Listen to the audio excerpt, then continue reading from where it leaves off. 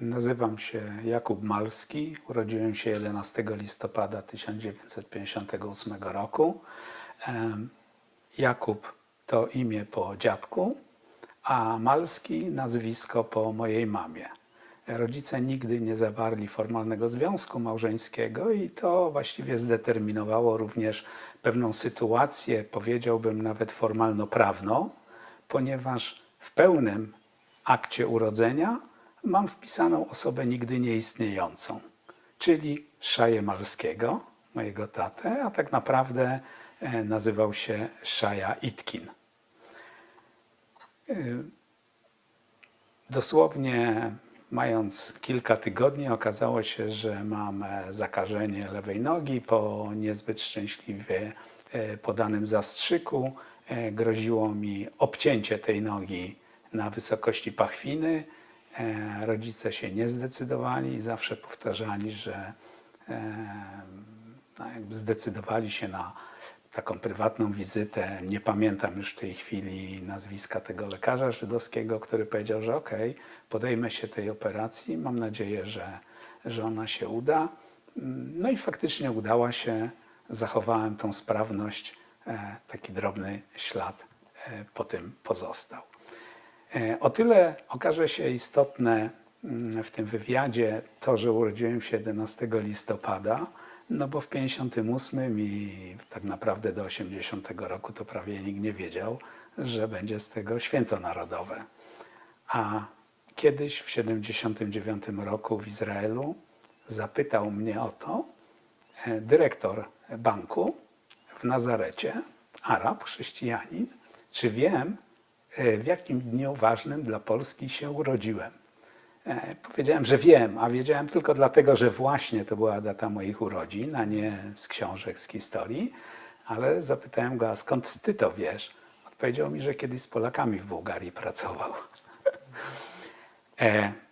Całe praktycznie dzieciństwo spędzałem i z kolegami Żydami i tak naprawdę opierało się to o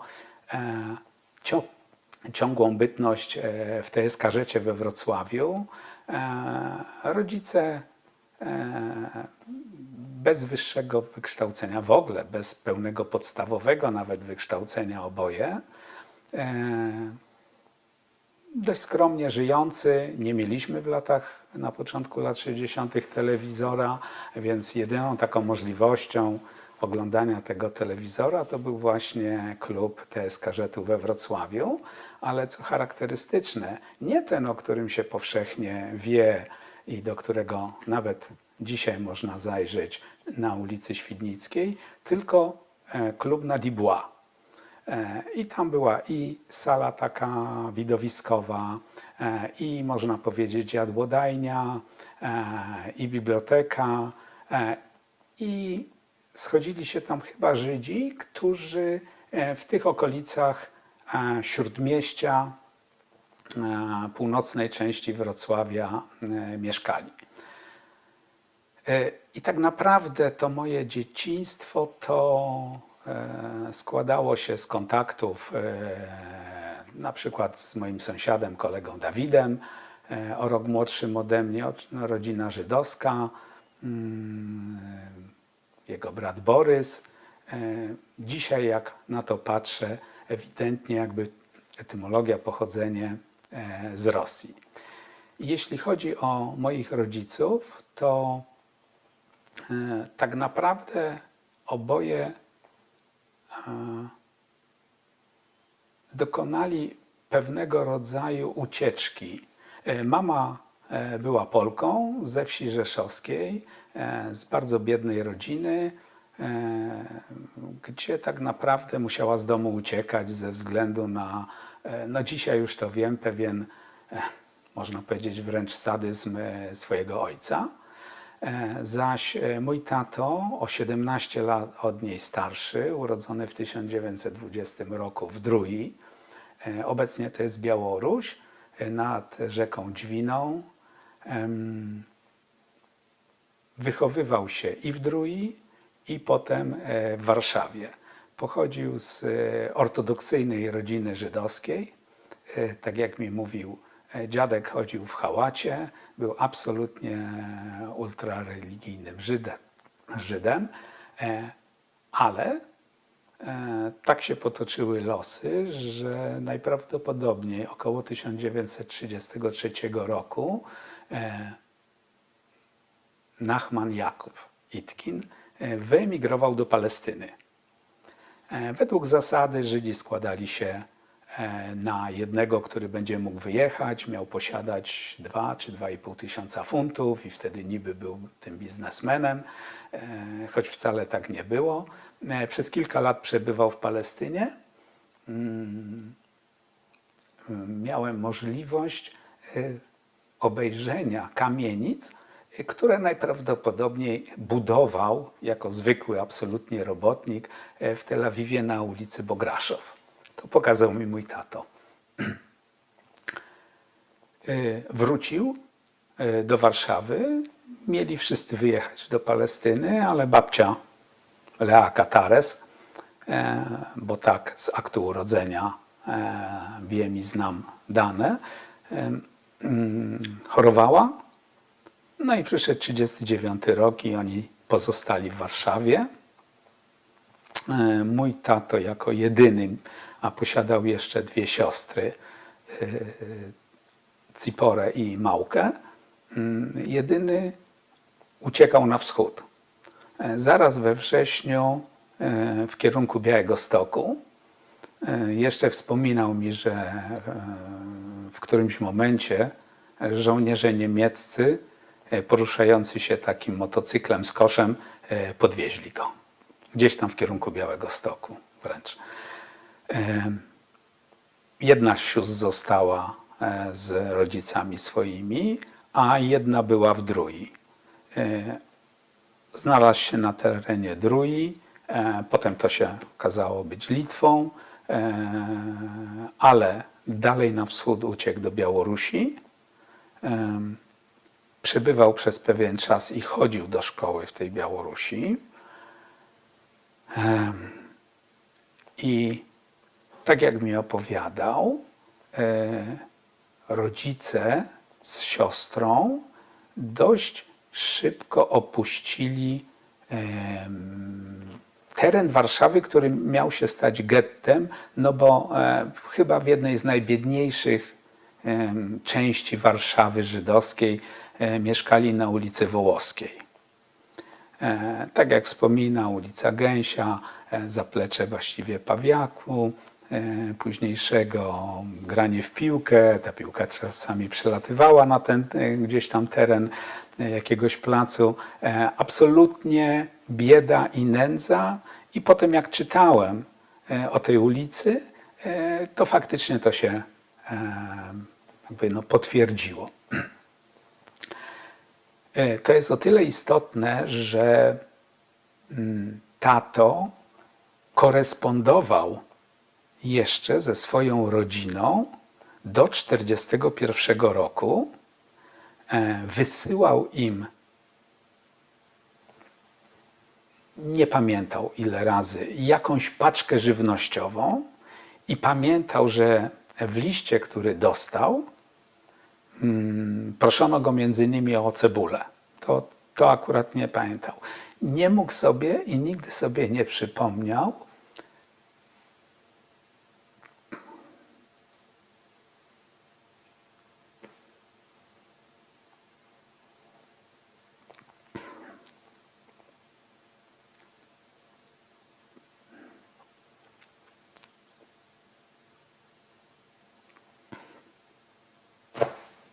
Przerwa.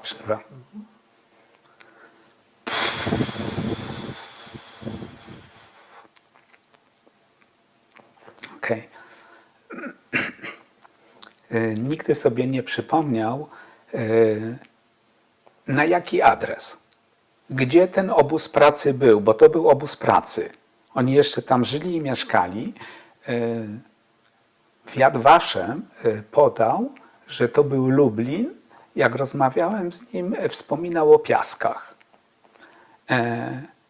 Bo podał ich dane tak jako ten, który się uratował i takie oświadczenie złożył, co wie, w jakich okolicznościach mogli zginąć. Druga siostra to jest na pewno potwierdzone, bo również w takich księgach pamięci została zamordowana przez Niemców po wkroczeniu Niemców na Litwę w 1941 roku, na tą część radziecką. Tak? Następnie tato znalazł się na Nadwołżu. Nie jestem w stanie określić dat. Nigdy tego od niego nie uzyskałem i to można powiedzieć jakiś rodzaj mojego zaniechania, ale wspominał mi, że tuż po wybuchu wojny w 1941, kiedy leżał chory na tyfus w szpitalu, widział, jak ewakuują i zabierają, wtedy nie wiedział, że na Sybir, Niemców nadwołżańskich. Czyli tak naprawdę tych zasiedziałych tak, od czasów carycy Katarzyny. Potem znalazł się w batalionach robotniczych pod Stalingradem, kopał tam transzeje. Nieprawdopodobny głód był.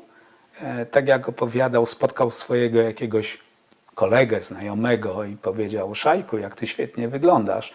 A tato mówi: ja już byłem spuchnięty z głodu. Można powiedzieć, wolałem stamtąd zdezerterować, uciec. Złapią mnie, to mnie rozstrzelają, a tak to zginę po prostu z głodu.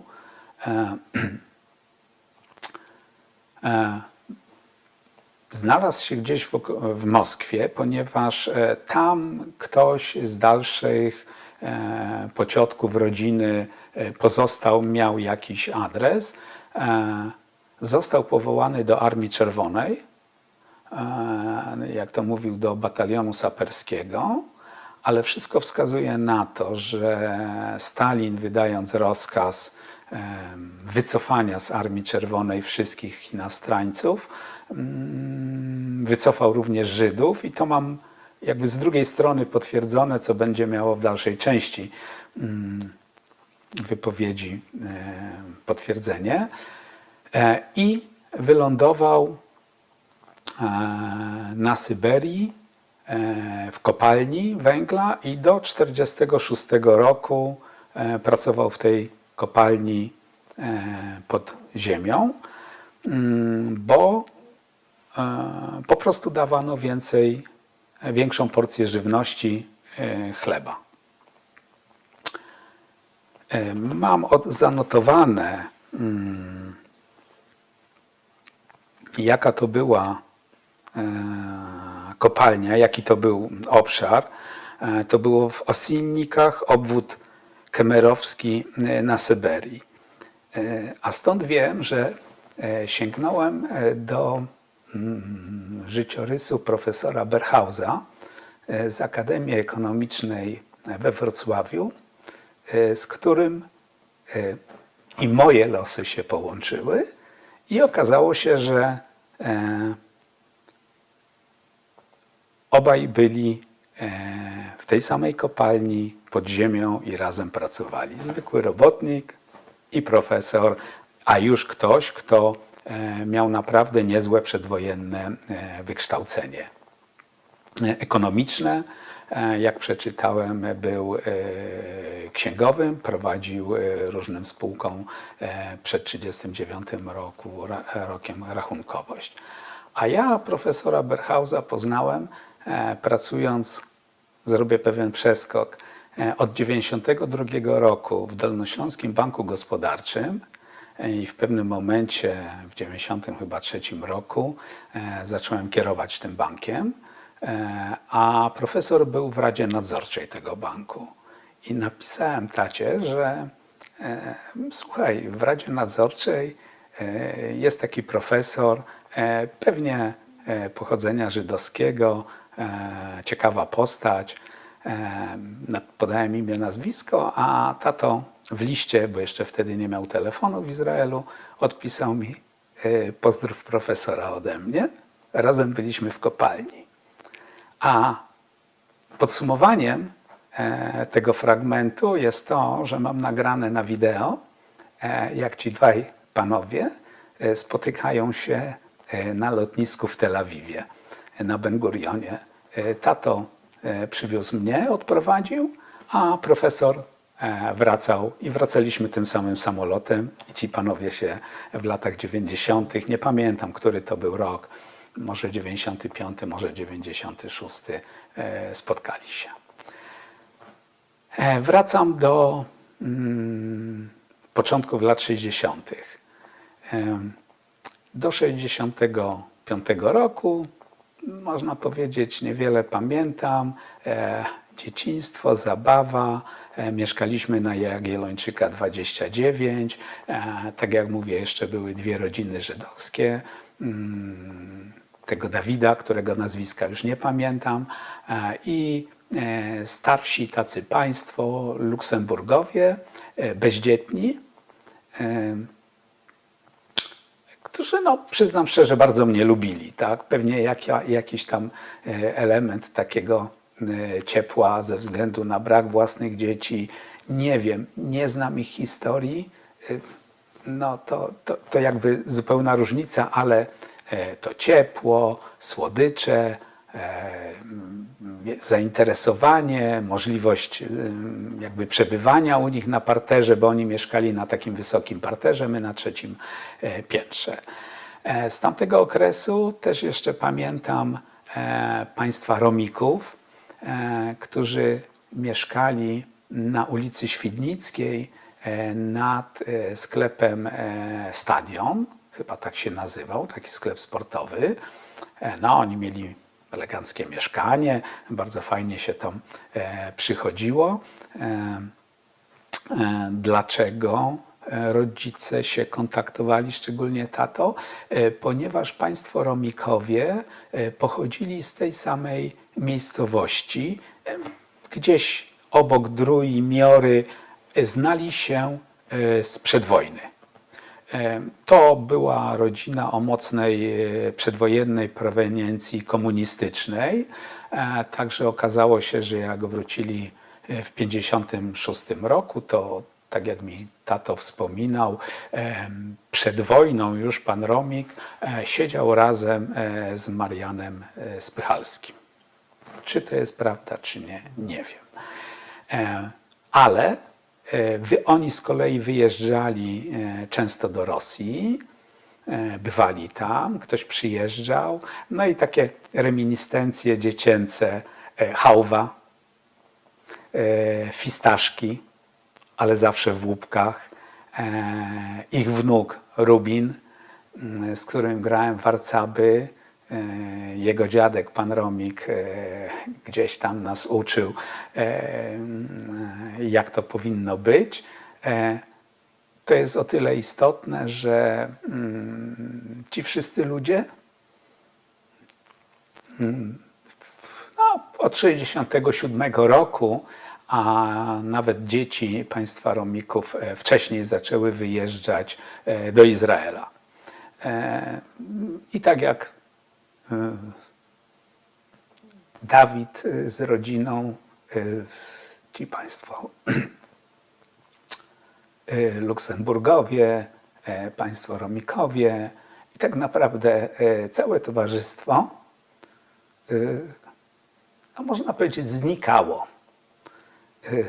Od 1967 roku, od wybuchu wojny sześciodniowej, tak naprawdę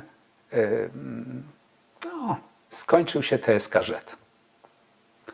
W takim rozumieniu, że naprawdę myśmy tam przychodzili niemalże codziennie.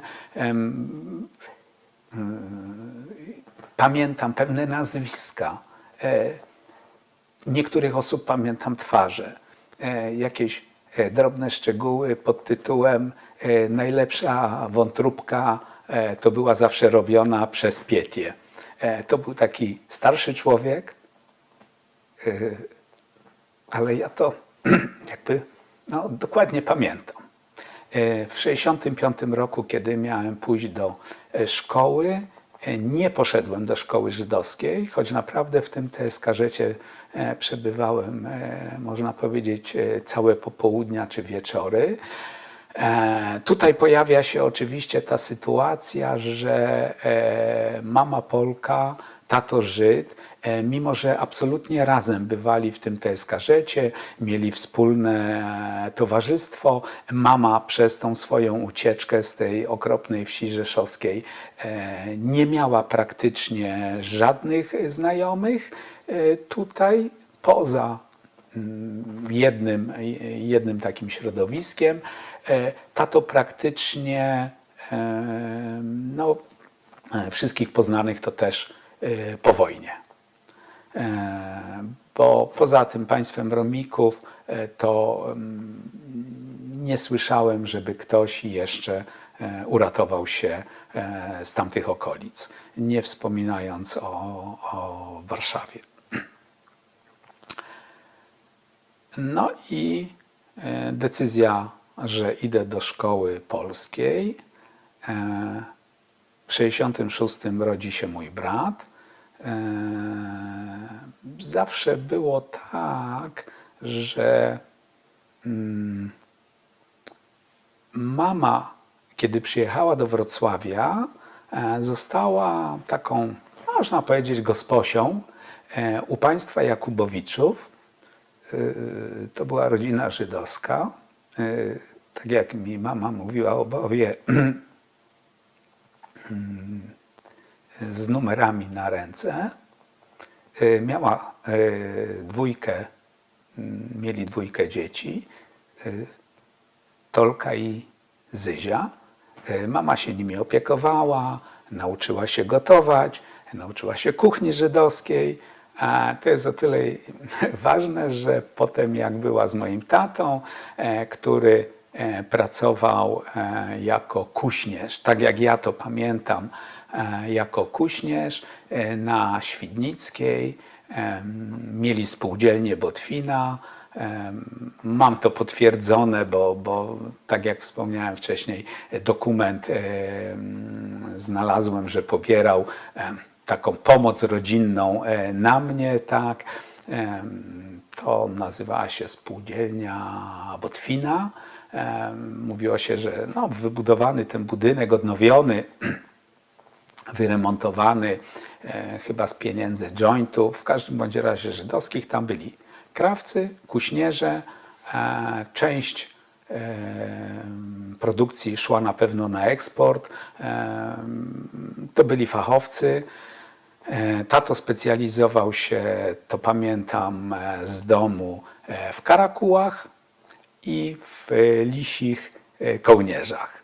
Dlatego to pamiętam, bo robił też w domu, rozbijał na takich, mimo że mieszkaliśmy w jednym pokoju, miał taką dużą deskę, tam naciągał denaturatem, pociągał to futro od strony skóry, tak, no i coś tam się działo.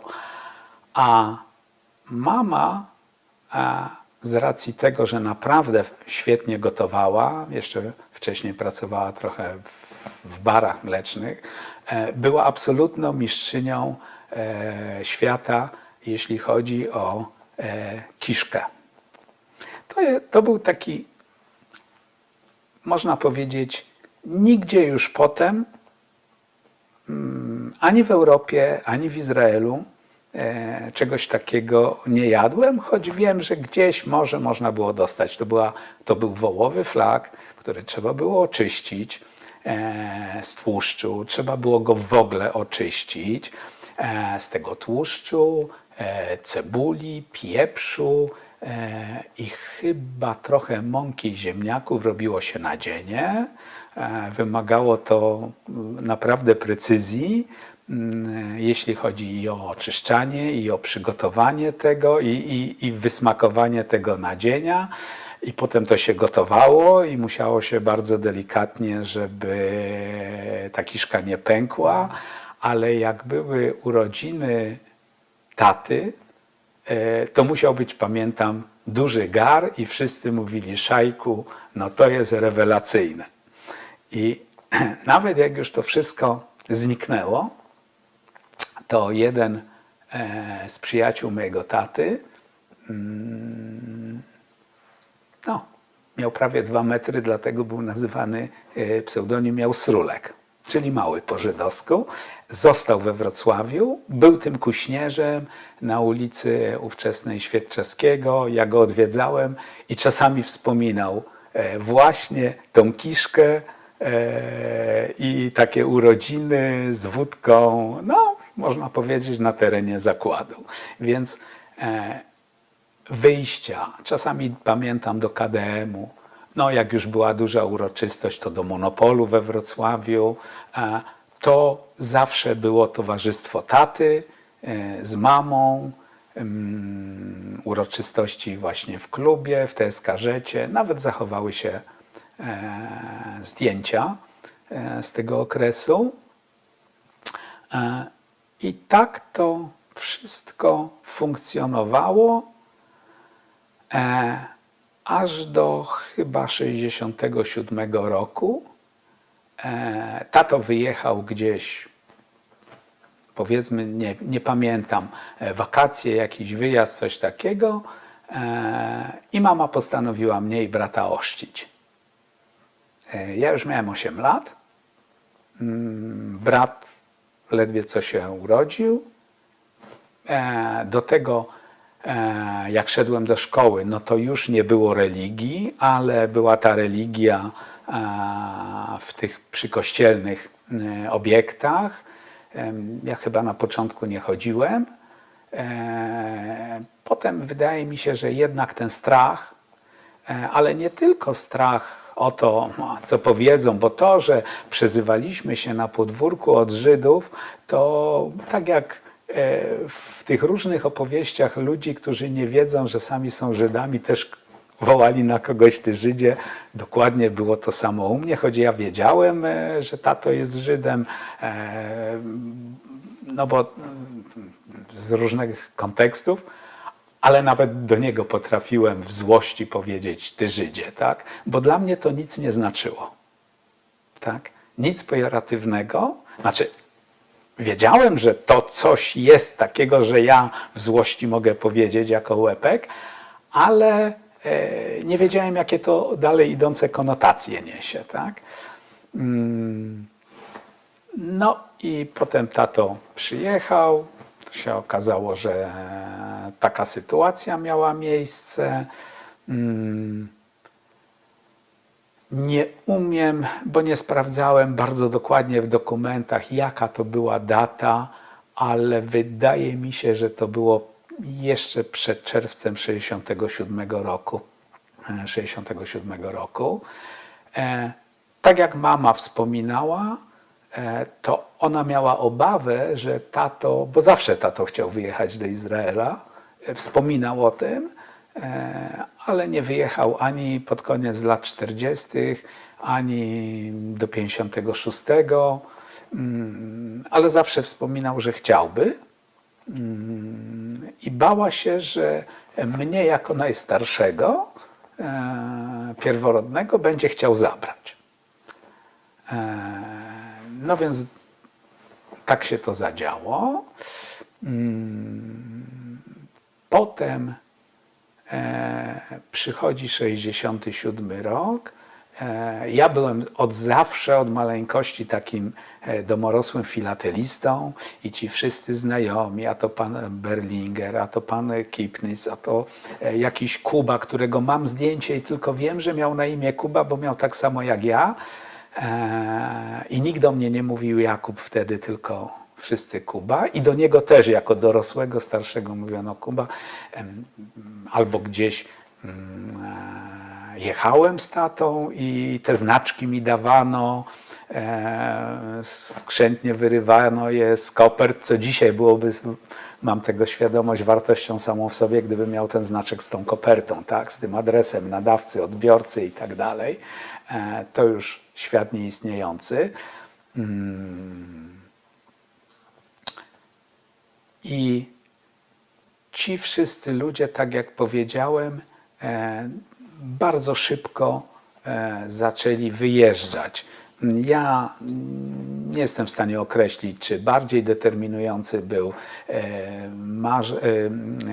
czerwiec 67, czy marzec 68 i taka już maksymalna presja. Pamiętam te rozmowy, to już takie, że ja to pamiętam dokładnie, nie z jakichś książek, opowieści o skrzyniach, o zbijaniu, o wyjeżdżaniu, o kupowaniu, o denuncjowaniu, bo i potem, po latach spotkałem się z potwierdzeniem takiej opowieści, gdzie osoba, która pomagała, zbijała skrzynię, ukrywała jakieś tam pieniądze, przecież zupełnie nieistotne, gdzieś powiedziała potem w urzędzie celnym, gdzie to jest i ci ludzie nie wyjechali bardzo długo.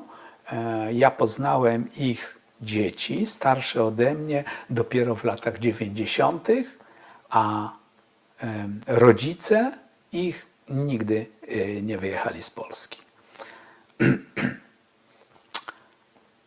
No i to towarzystwo zniknęło tak naprawdę. Spółdzielnia, tak jak powiedziałem, no, praktycznie przestawała funkcjonować, działać. Nie wiem, czy ktoś to przejmował, ale czy formalnie, prawnie, nie śledziłem tego. Pewnie w jakiś sposób można było to odtworzyć. Po kilku latach, po jakimś czasie okazało się, że w tym budynku jest Allianz France. Ten budynek stoi w takiej, no, na ulicy Świdnickiej, centralna część Wrocławia.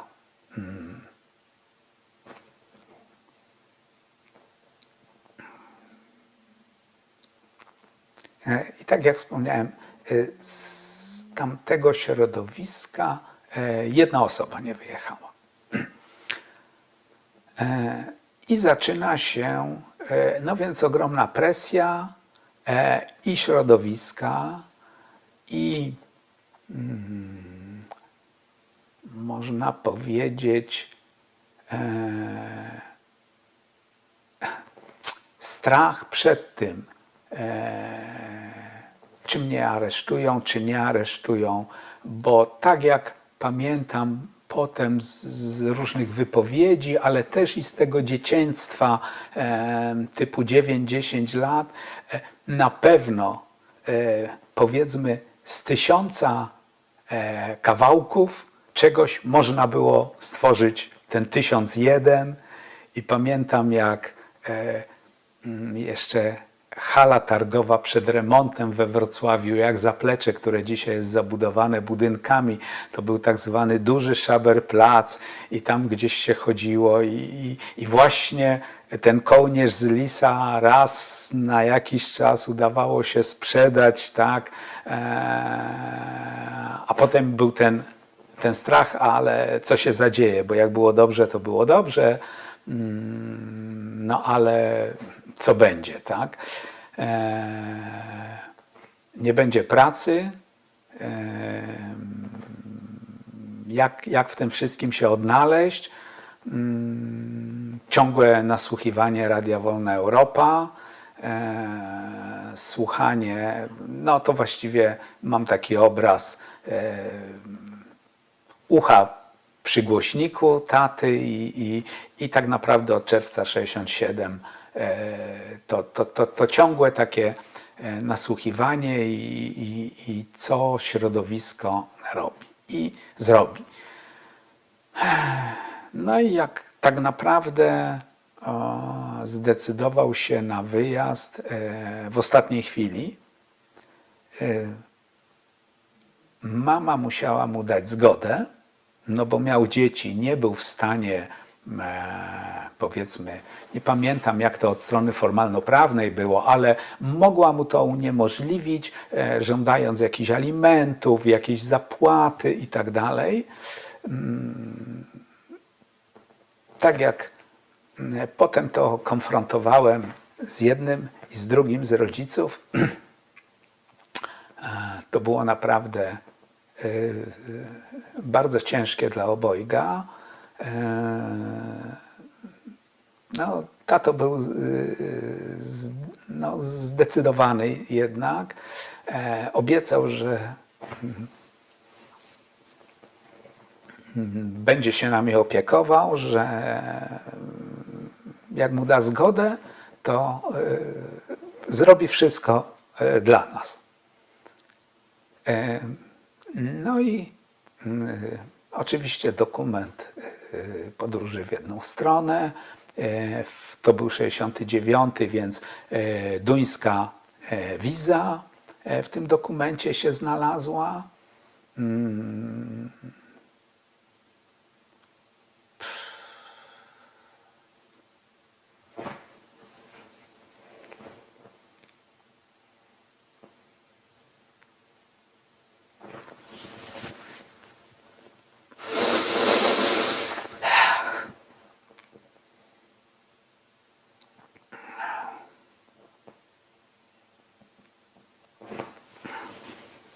Może jak już macie... Nie, to musi samo przejść, okej.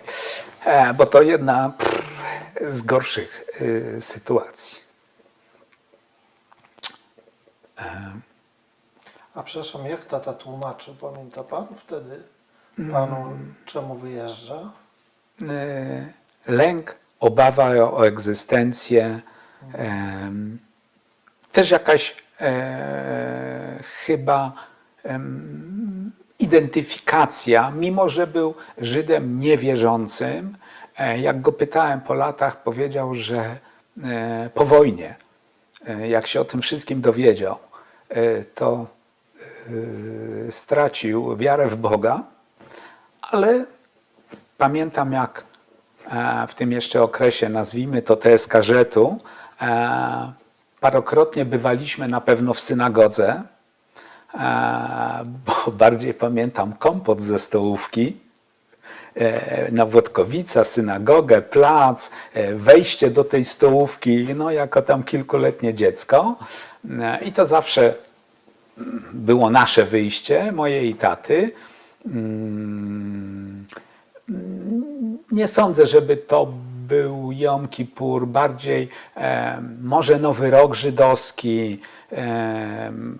W domu się i pojawiała maca, tego nie powiedziałem, i bączek, i jak rodzice wychodzili, to zostawałem sam, tak, zawsze miałem obiecaną jakąś tam czekoladkę czy coś i zawsze mnie tato po żydowsku żegnał, tak, no bo ja tam dla niego zawsze byłem Jankełę. No i jak potem znowuż po latach rozmawiałem z nim, to on powiedział, że on się czuł tak naprawdę zawsze syjonistą, takim lewicowym, absolutnie na przełomie lat 40., 50. Wierzył w Stalina, ZNP. Zresztą tak jak na zdjęciach, które widzę, jak się zachowały, to zbiorowość, no poszukiwanie po prostu jakiejś bratniej duszy, tak. Nigdy tego nie krył, nigdy nie był członkiem partii, nie zajmował żadnego stanowiska. No, zwykły robotnik bez skończonego podstawowego wykształcenia, tak? A jednak mówił po polsku, pisał potem po polsku, tak, troszeczkę śmiesznie, ale pisał jak najbardziej, po żydowsku mówił, pisał. Oczywiście jak czasami ktoś do nas przychodził, była mama, co ją denerwowało, no to przechodzili na żydowski jak najbardziej. Potem i ona się czegoś nauczyła po żydowsku rozumieć, więc po rosyjsku absolutnie swobodnie i pisał, i mówił, i na starość, jak lubił sobie śpiewać, siedząc w fotelu, to często śpiewał rosyjskie marsze wojskowe. No i kiedyś go zapytałem, on mówi, wiesz co, bo jak maszerowaliśmy, to spaliśmy i śpiewaliśmy. I mam to tak w głowie, poza tym, że jest to piękne i zawsze takie, jak to mówił, bo to trzeba przyznać Rosjanom, że to było takie duszoszczypatelne z tych marszy wojskowych. I potem się nauczył hebrajskiego, bo to jednak nie to samo, tak, żydowski, hebrajski. Radził sobie. Więc to chyba suma jakichś zdarzeń, nie takich, że kogoś wyrzucono z uczelni, odebrano mu stanowisko, tak, wzywano go na milicję. Nie, myślę, że liczył na to, że wyjedziemy wszyscy. Aczkolwiek miał pewną świadomość, że wyjeżdżając, nawet gdyby wzięli ślub taki formalny, bo musieliby wziąć, tak, to jednak Polka, państwo teokratyczne, Izrael dzisiaj to nie Izrael 1969 roku.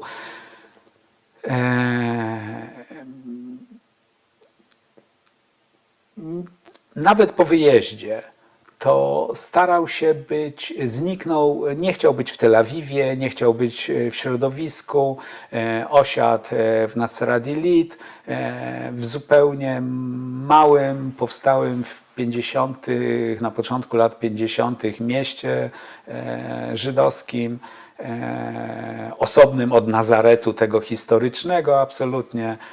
Dzisiaj to się nazywa Now Hagalil, a kiedyś to Nasrat Ilit. I starał się jakby, dzisiaj byśmy powiedzieli eufemistycznie, zejść z radaru.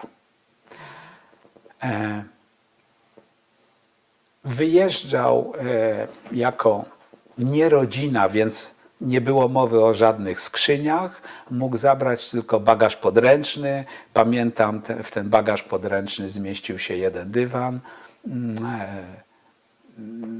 No, zabierał przeróżne dziwne rzeczy, a swoje młotki tapicerskie, bo narzędzia, bo jakaś praca,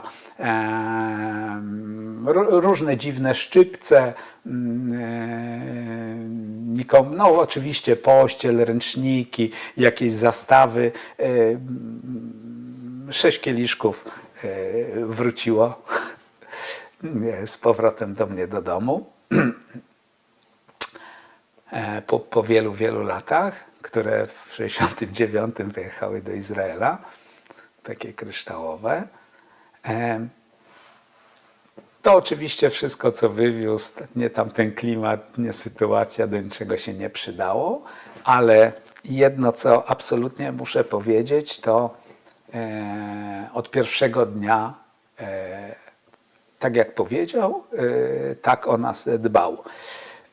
To, co takie ogromne emocje we mnie wywołało, to wspomnienie, to jak on sam z Wrocławia, myśmy go pożegnali na dworcu głównym, pojechał do Warszawy, no bo tylko z Warszawa gdański dworzec mógł wyemigrować. Tam jeszcze się spotkał z jakimiś znajomymi, takim małżeństwem, które raz w życiu poznałem, byłem u nich w Warszawie, bardzo wysoko postawione osoby w systemie partyjnym PZPR-u. Etymologia to również to miasteczko. No i tam wsiadł w pociąg 3 października 1969 roku, a my z Wrocławia, czyli mama, ja i mój brat, pojechaliśmy do Katowic. Tam jeszcze wysiadł. Pożegnaliśmy się.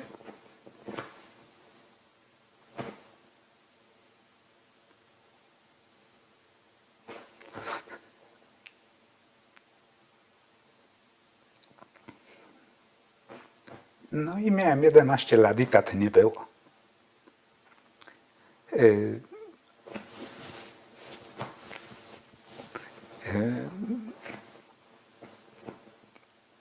Stąd ta wiza duńska.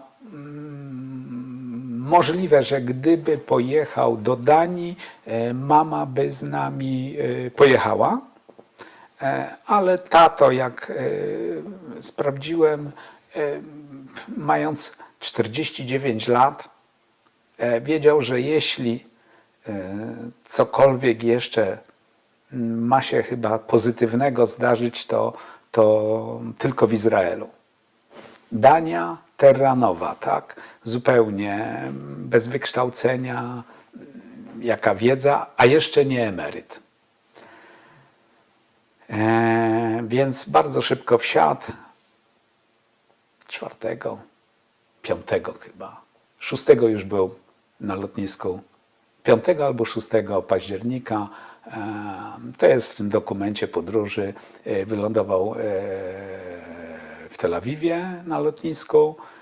No i tak jak wspomniałem, osiadł w takim niedużym mieszkaniu, ale jak on się zawsze mówił, gdybyśmy mieli takie mieszkanie przed wojną na Wołowskiej, to ja bym był królem.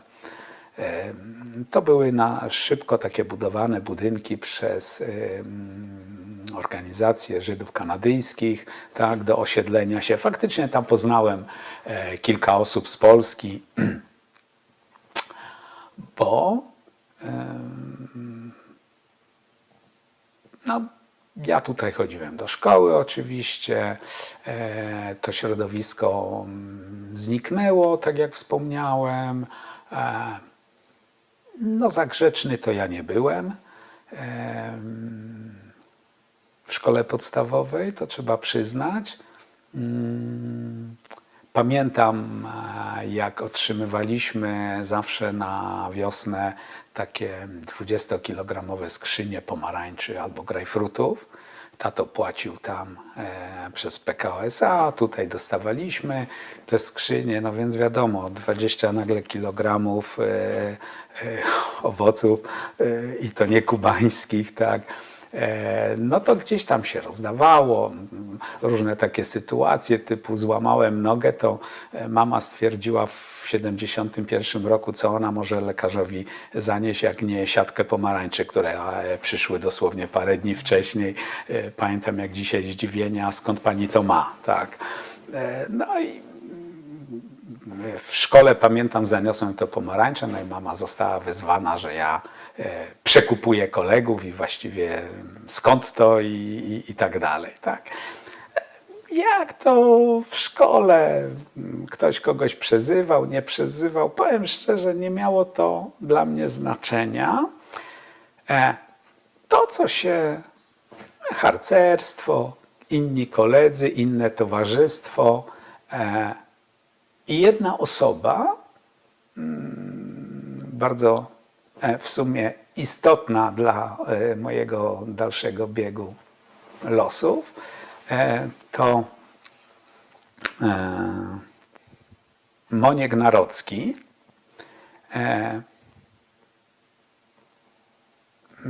Samotny człowiek.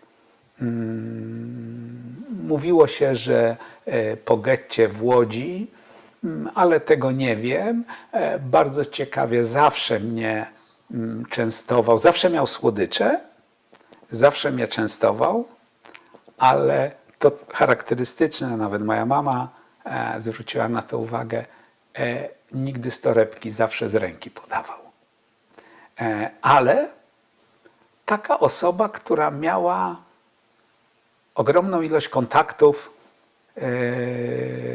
w świecie żydowskim, ale w takim świecie Europa, Stany. Czasami się widywaliśmy, bo gdzieś tam mama ze mną poszła do tego TSKŻ-u, żeby go spotkać. Raczej nie przychodził do nas do domu. Nie wiem, kiedy to było. Potem dlatego, że się nie uczyłem najlepiej, poszedłem za karę, można powiedzieć, do zawodówki i to wyszedłem z tytułem ślusarz, ale potem trafiłem na wspaniałego wychowawcę, Wacka Zamojskiego, który przetłumaczył, że warto się uczyć, i poszedłem do dziennego technikum w 76, skończyłem je w 79.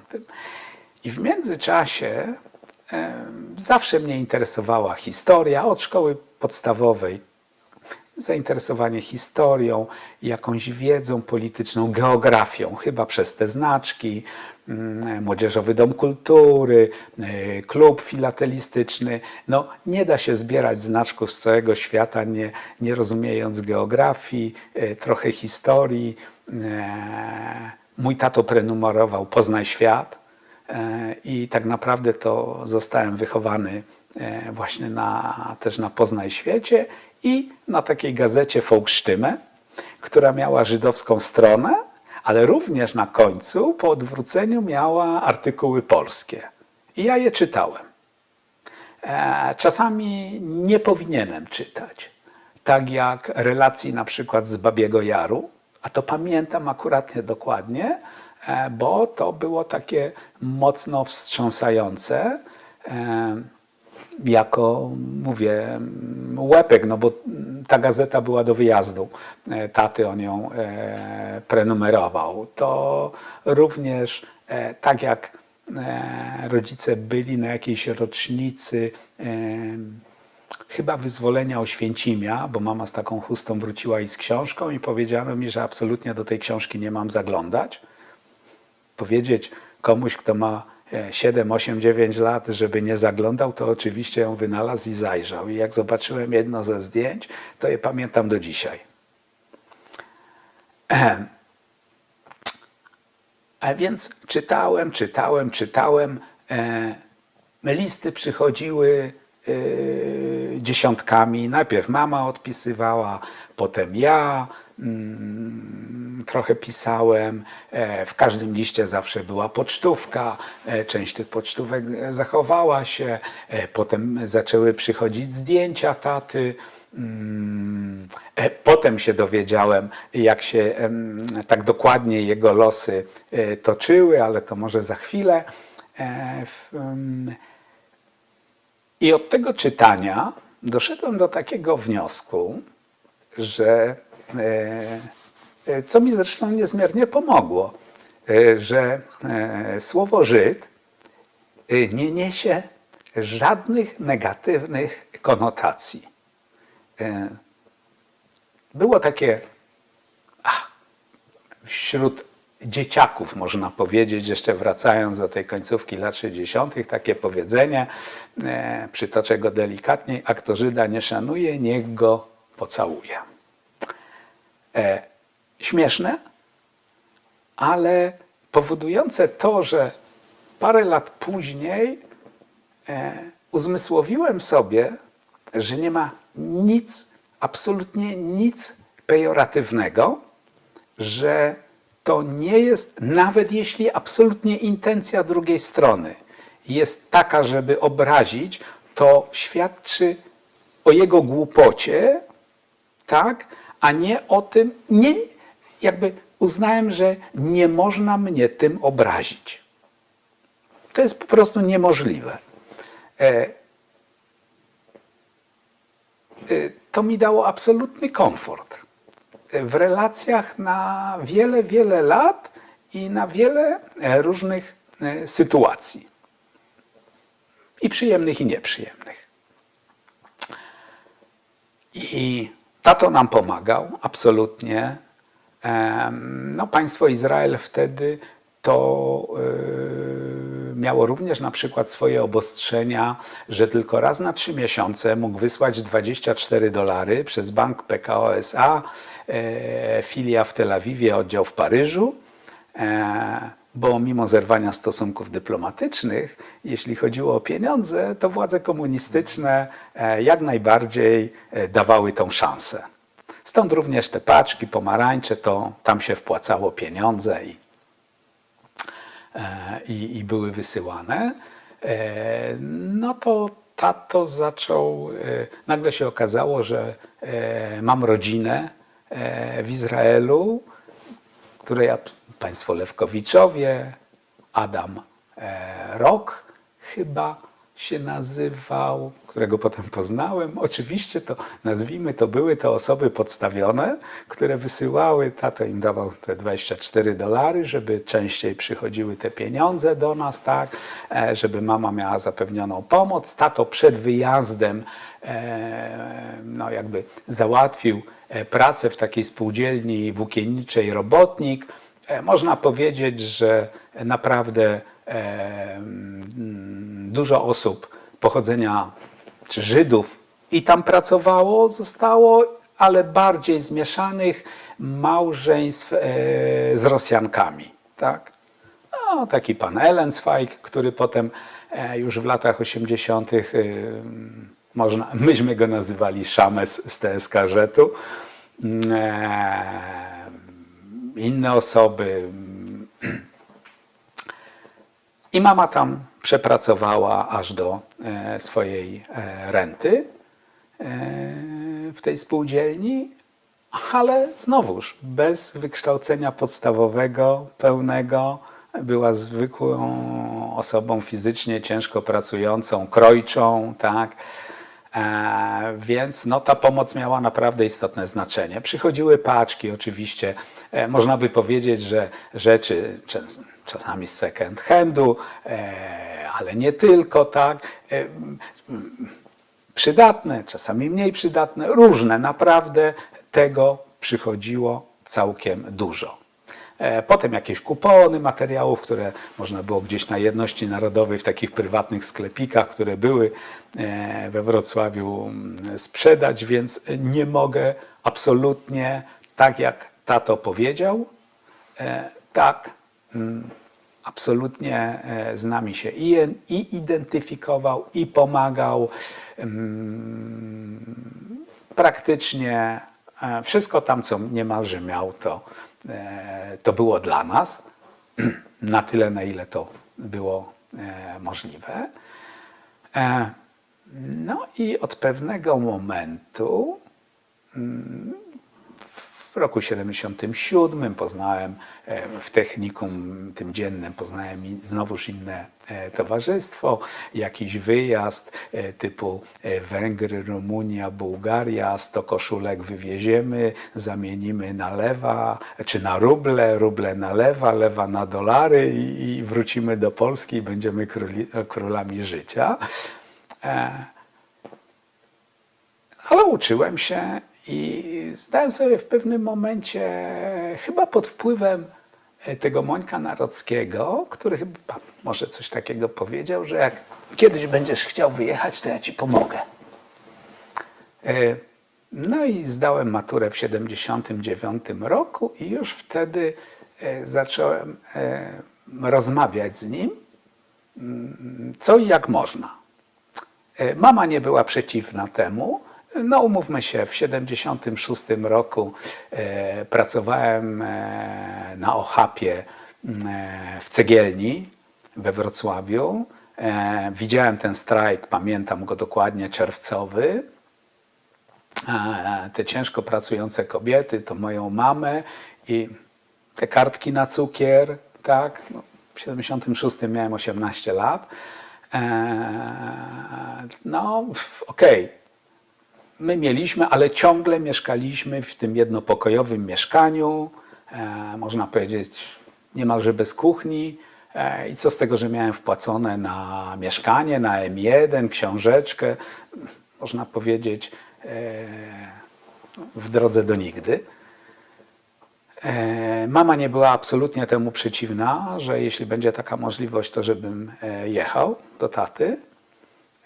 No i wystąpiłem o paszport. Oczywiście tych tam chyba 105 czy $120, które tam niby się teoretycznie należały, nie dostałem, ale mieliśmy odłożone w tamtym czasie $1000. No, co było znaczną kwotą. I ten Moniek Narocki napisał list, napisał adres w Danii, w Kopenhadze, powiedział tak, ci ludzie są moimi przyjaciółmi, ale też twojego taty. Oni go znają, pamiętają. Ja napiszę, kim jesteś i oni ci pomogą. Bez znajomości języka angielskiego pociąg, Świnoujście, prom, wieczór, wysiadam na promie, inny świat. Nikt mnie oczywiście nie oczekuje. Jakoś chyba się na tym promie dowiedziałem, jak się płaci za autobus. Do dzisiaj nie wiem, a wiem, że to było z przesiadką. Jak dojechałem, pewnie pokazywałem kierowcom autobusów ten adres i udało się. Zadzwoniłem, starsi państwo, mocno starsi, otworzyli i niestety nie pamiętam ich nazwiska. Miałem jeszcze awaryjny adres do państwa Halpernów i to nazwisko pamiętam i to ono jeszcze wystąpi, a tych państwa nie pamiętam. Mieli syna, który skończył medycynę już w Danii, był lekarzem chyba wojskowym, zaopiekował się też mną w wolnym momencie, miał samochód, więc objechaliśmy najbliższe okolice Kopenhagi, Hamlet, Helsingor, Frederikshavn. Naprawdę z tej strony takiej mogłem sobie chodzić, a tutaj z drugiej strony trzeba wyjść i załatwić wizę i bilet, jeśli się chce lecieć. Pojechałem z tym panem do ambasady izraelskiej. Wjechaliśmy, pamiętam, jakąś windą chyba na piętro, ale tutaj po rozmowie jego drzwi się otworzyły i powiedzieli, tylko ja mogę wejść. Lustra, dzisiaj wiem, że to były lustra weneckie w takim maleńkim pomieszczeniu. Pytają mnie coś po angielsku, po hebrajsku, nic, ale otworzyły się drzwi, wszedłem, miałem jakiś list od mojego taty, tak, adres i tak dalej. Ktoś chyba, możliwe, że nawet ktoś przyszedł, kto jakoś tam po polsku się posługiwał. Nie mam pewności. Wypełniłem jakąś aplikację, temu panu nie pozwolono wejść, musiałem to sam zrobić, a wyszedłem, powiedzieli proszę czekać.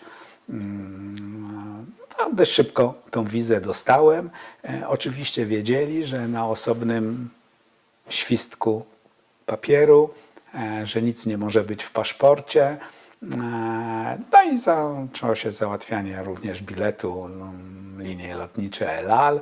Pamiętam jak dzisiaj, dlatego to $1000 było ważne, bo ten bilet kosztował $505 o ówczesnej wartości. To ogromna kwota. Ogromna polskie, kwota.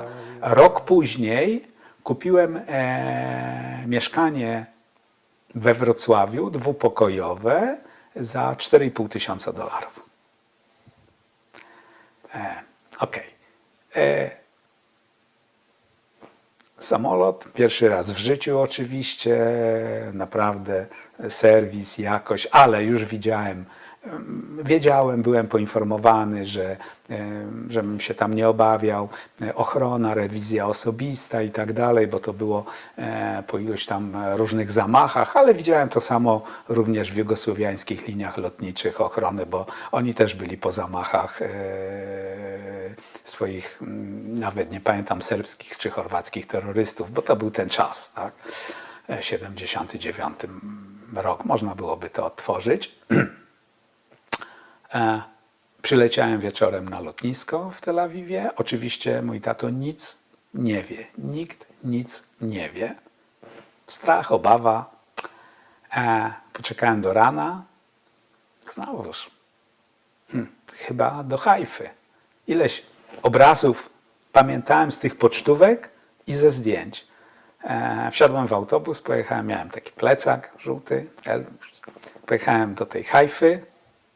Przesiadłem się na inny autobus do Nazaretu, bo pokazywałem pewnie tą kopertę, tylko nie wiedziałem, że jest Nazaret i Nazaret Elite, tak? Przyjechałem, patrzę się, jest kościół, ta bazylika w Nazarecie, to stwierdziłem, tutaj trzeba wysiąść, tak? Towarzystwo arabskie, tak?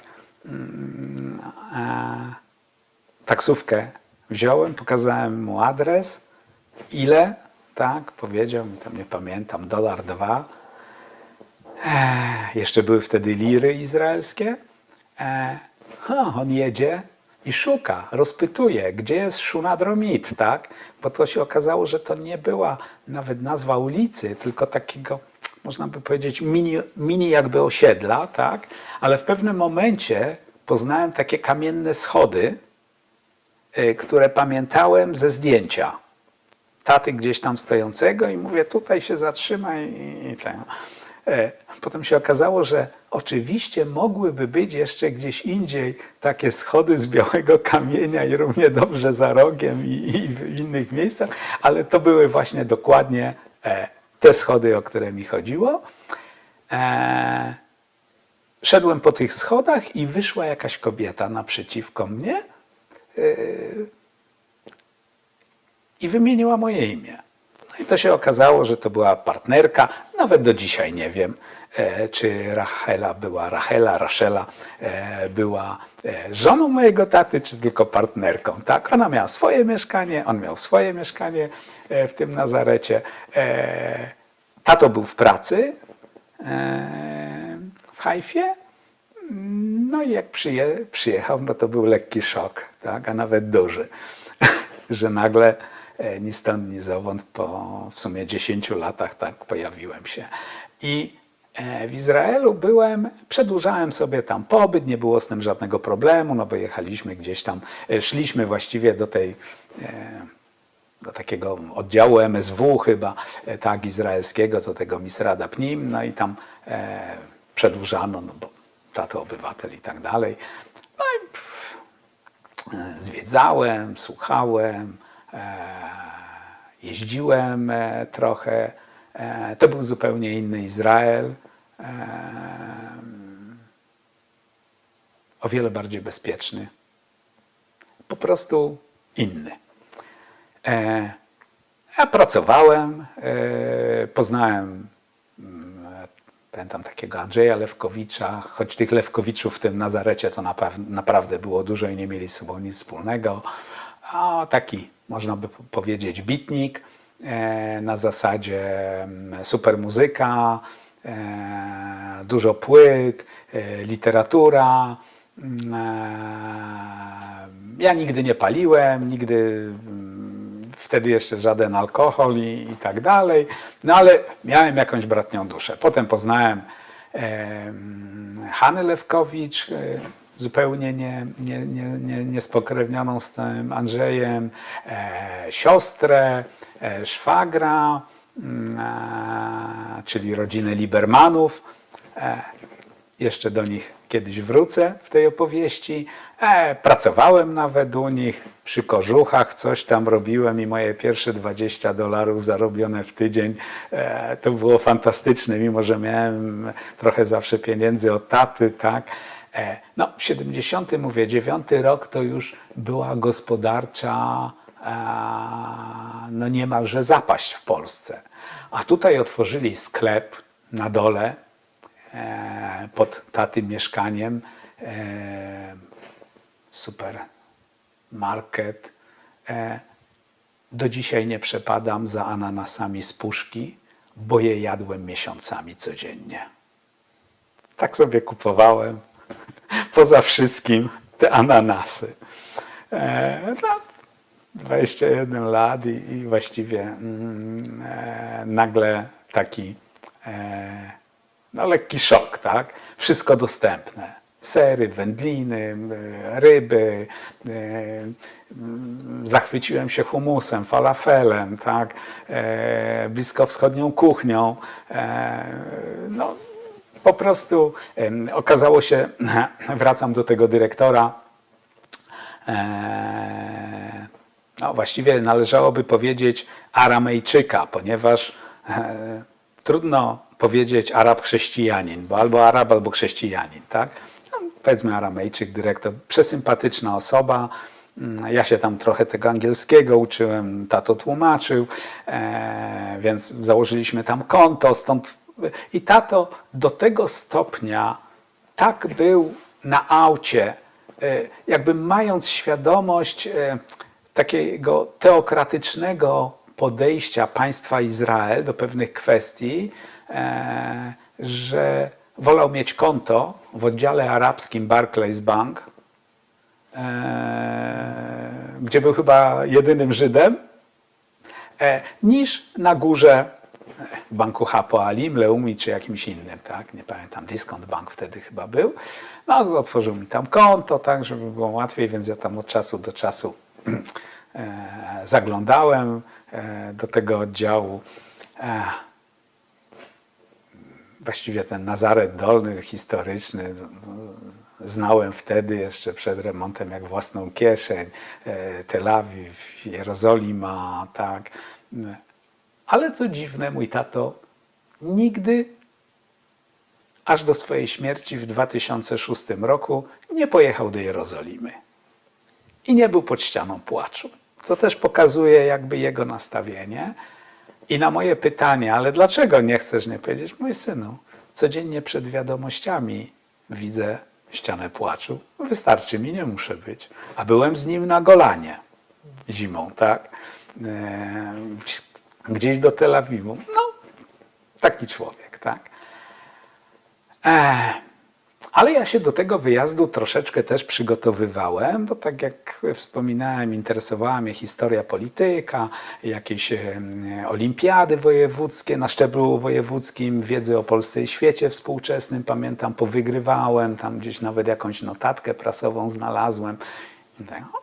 I była taka tania księgarnia na rogu Dibłai Pomorskiej i tam znalazłem 2 książki, które czytałem a rebus, odwrotnie.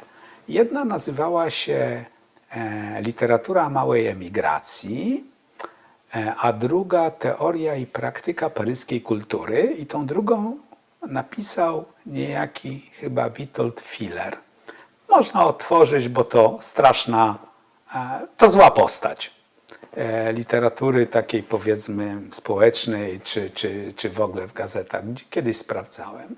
No i oczywiście w tych 2 książeczkach, one były w jakiejś takiej serii, no były powypisywane tytuły książek, które szkalują Polskę, tak, pokazują w złym świetle, co ci straszni robią w tej paryskiej kulturze, ten Giedroyć, Czapski i tak dalej. I że w ogóle coś takiego jest jak paryska kultura. I ja to na takiej maleńkiej bibułce, takim skrawku, wynotowałem sobie ileś tytułów, no bo też się bałem, że gdzieś mi to może znajdą w tym Świnoujściu czy gdzieś. Zabrałem to z sobą i jak pojechaliśmy z tatą do Tel Awiwu, do PKO SA, no to tato mówi, wiesz, tutaj po drugiej stronie jest księgarnia Neusteina. Ja o tyle wiedziałem, że ta księgarnia jest w Tel Awiwie, bo chodziłem z taką częstotliwością, jaką się tam ukazywała gazeta po polsku Nowiny i Kurier. I chodziłem sobie do takiego kiosku, no tam jakiś kawał drogi w tym Nazarecie i ją kupowałem, czytałem, bo tego mi potrzeba było. No, czytałem wszystko, co wszyscy mieli w okolicy po polsku. Wojna żydowska Furtwängera, proszę bardzo, tak? Przeminęło z wiatrem, proszę bardzo, wszystko przeczytane, tak? No i tam się tego angielskiego uczyłem i wszystko, co było. I poszedłem chyba sam wtedy do tej księgarni. Popatrzyłem na półkach, no tak, jest paryska kultura, są różne wydawnictwa.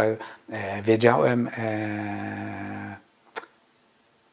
od razu, jak wygląda okładka, tak, tego chyba, to był chyba miesięcznik, tak, i no ale nie bardzo nie było stać i po co to kupować, więc u tego Neusteina wypożyczałem, płacąc i za wypożyczenie, i może jakąś kaucję zostawiłem, nie pamiętam, i wypożyczałem książki. Oczywiście, no dzisiaj byśmy je nazwali bezdebity, nielegalne rzeczy. I zawoziłem je, czytałem od dechy do dechy. Pamiętam samizdaty sowieckie o całej tej historii Natalii Gorbaniewskiej i tych wszystkich, którzy chcieli wyjechać ze Związku Radzieckiego, Żydów, tak? Miałem to szczytane. I potem, jak się okazało, czytałem Kisiela, tylko on publikował pod pseudonimem, tak, jakąś powieść, pamiętam, z czasów stalinowskich, tak, rozmowy z katem Moczarskiego, to co pamiętam. I tak jak mówię, no, trawiłem to, trawiłem, a będzie miało to swoje dalej idące konsekwencje. I jednak, tak jak nawet potem się zastanawiałem, powiedziałem: tato, nie zostanę w Izraelu. Tak? Gdyby pewnie mieszkał w Tel Awiwie, w mieście większym, nie w tym Nazarecie, no, naprawdę małym mieście, to możliwe, żebym został. Tak? Oczywiście była kwestia możliwości i ulpanu, uczenia się języka i byliśmy, oczywiście państwa Romików w Batiamie odwiedziliśmy i ich córkę Simę Schweitzer w kibucu w Givat Oz. Były pewne możliwości pozostania, ale ja się czułem jakby zawsze miejskim zwierzęciem. Tak? I to nawet dzisiaj. Fajnie jest pojechać do lasu, na wieś, zaszyć się, ale wolę tutaj wrócić do Wrocławia. I w maju pisali do mnie znajomi, że jak napisałem chyba do mamy, żebym nie wracał, taki mój przyjaciel mówi: Jakub, nie wracaj, tu już jest naprawdę strasznie. Nie wracaj. Rób cokolwiek, ale nie wracaj. No więc, a jednak, bo może jakaś dziewczyna, może coś, może warto. No i w maju wróciłem, miałem ten bilet otwarty, tak. Też oczywiście tam wiza duńska na papierze. Mnie po prostu w dokumentach Milicji Obywatelskiej Służby Bezpieczeństwa nigdy nie było w Izraelu wtedy.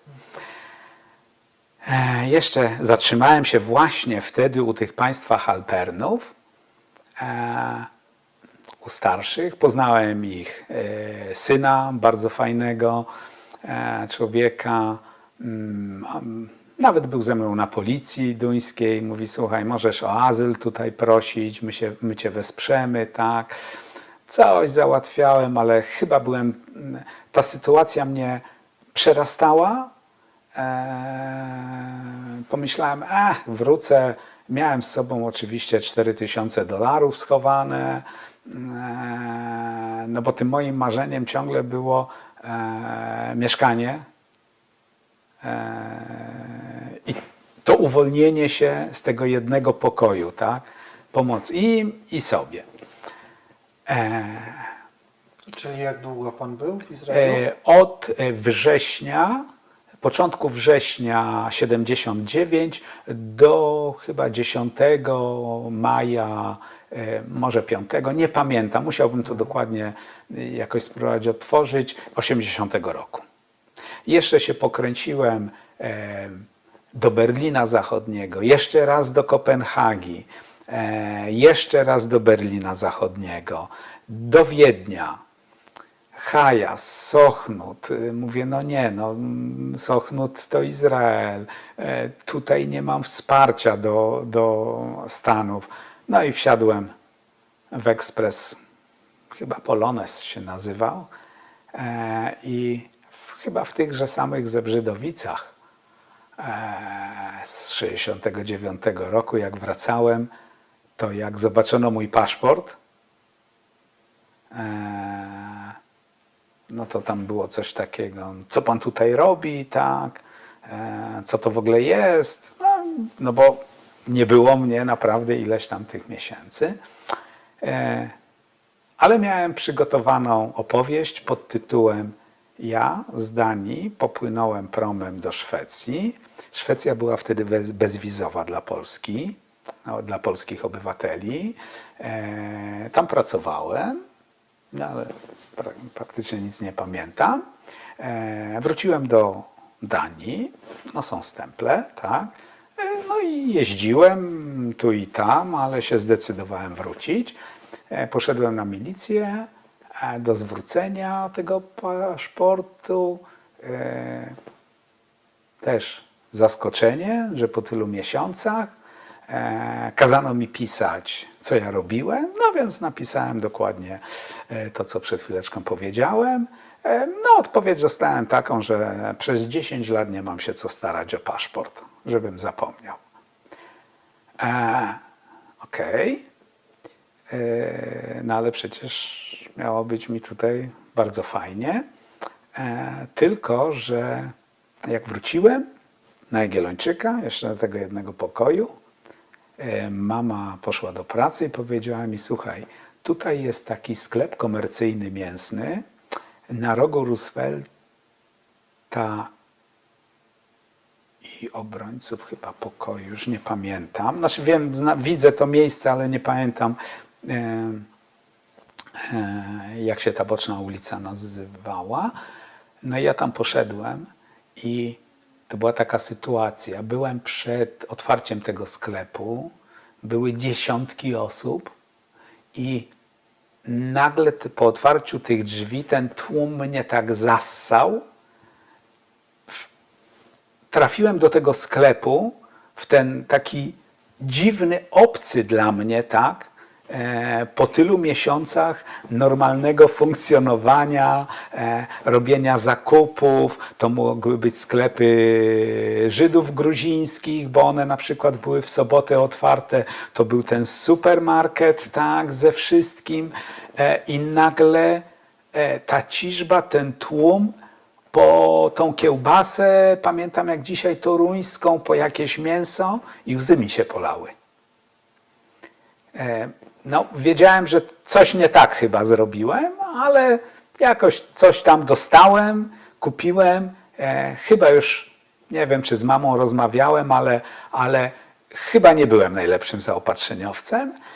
No, dość szybko zacząłem szukać mieszkania do kupienia, ale miałem 4000, znalazłem mieszkanie, które miało kosztować $4500, a mama moja zupełnie gdzieś tam przypadkowo, jeszcze absolutnie przed moim wyjazdem,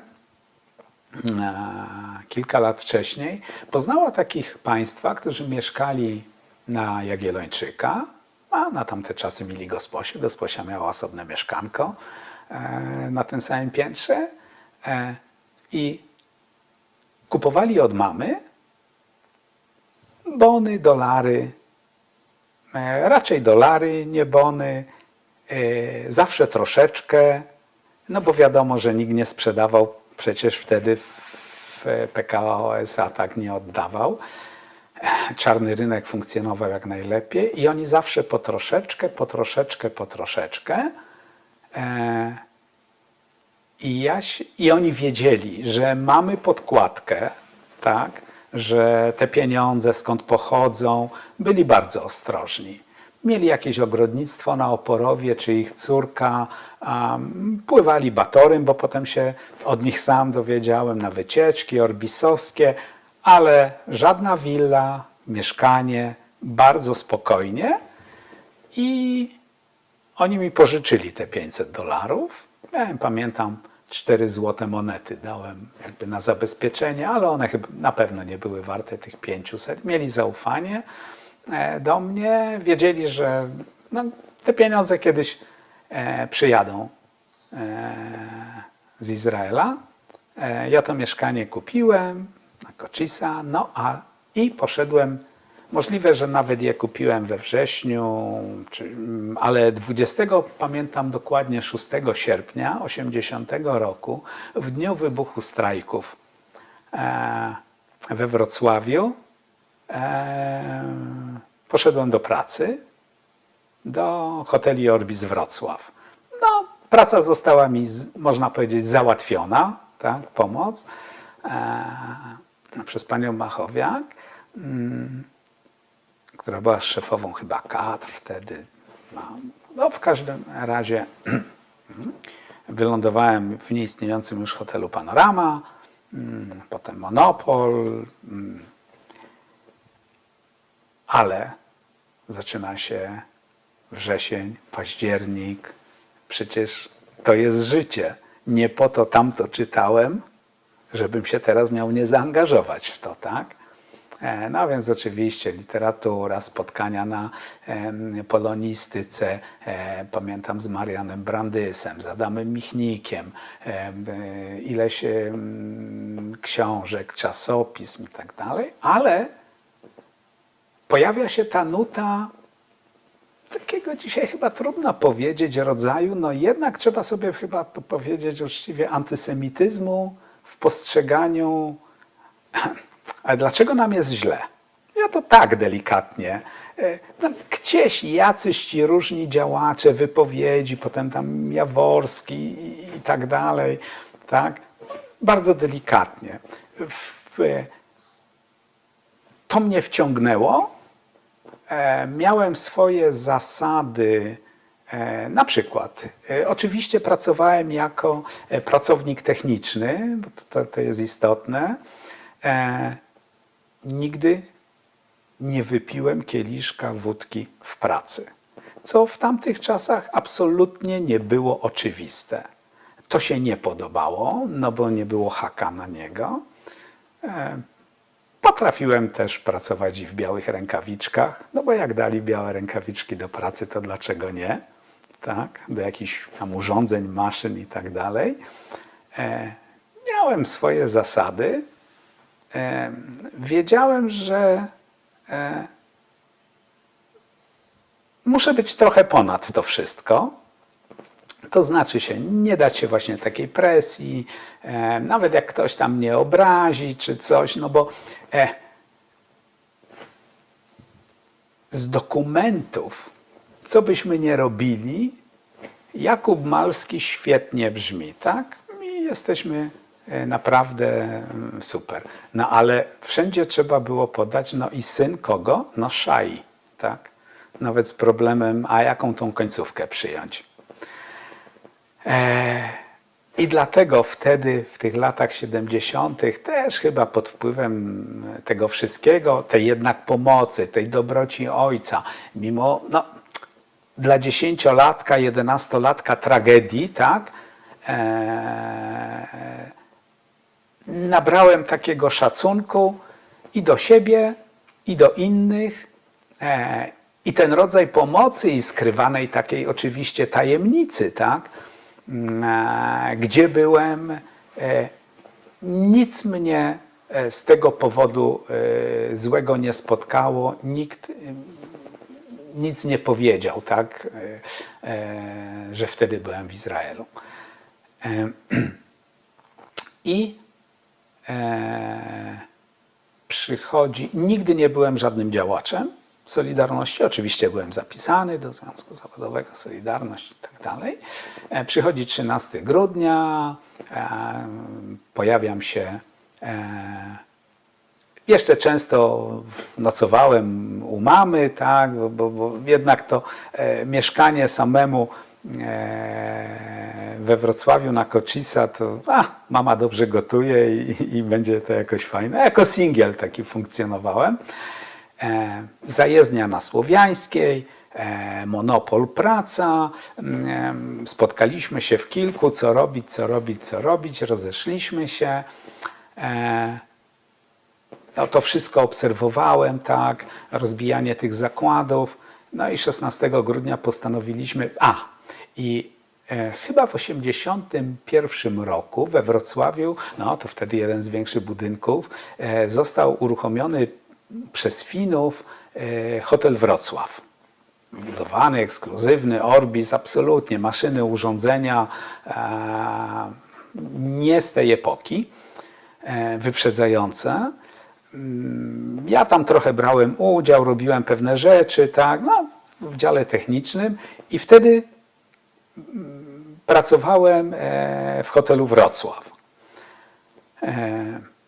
16 grudnia postanowiliśmy, że trzeba zasymulować przepiłowanie kłódki, posypać opiłki, no to ja jako ślusarz mam to przygotować. Trzeba się dostać drabinką na dach i powiesić flagę z czarnym kirem.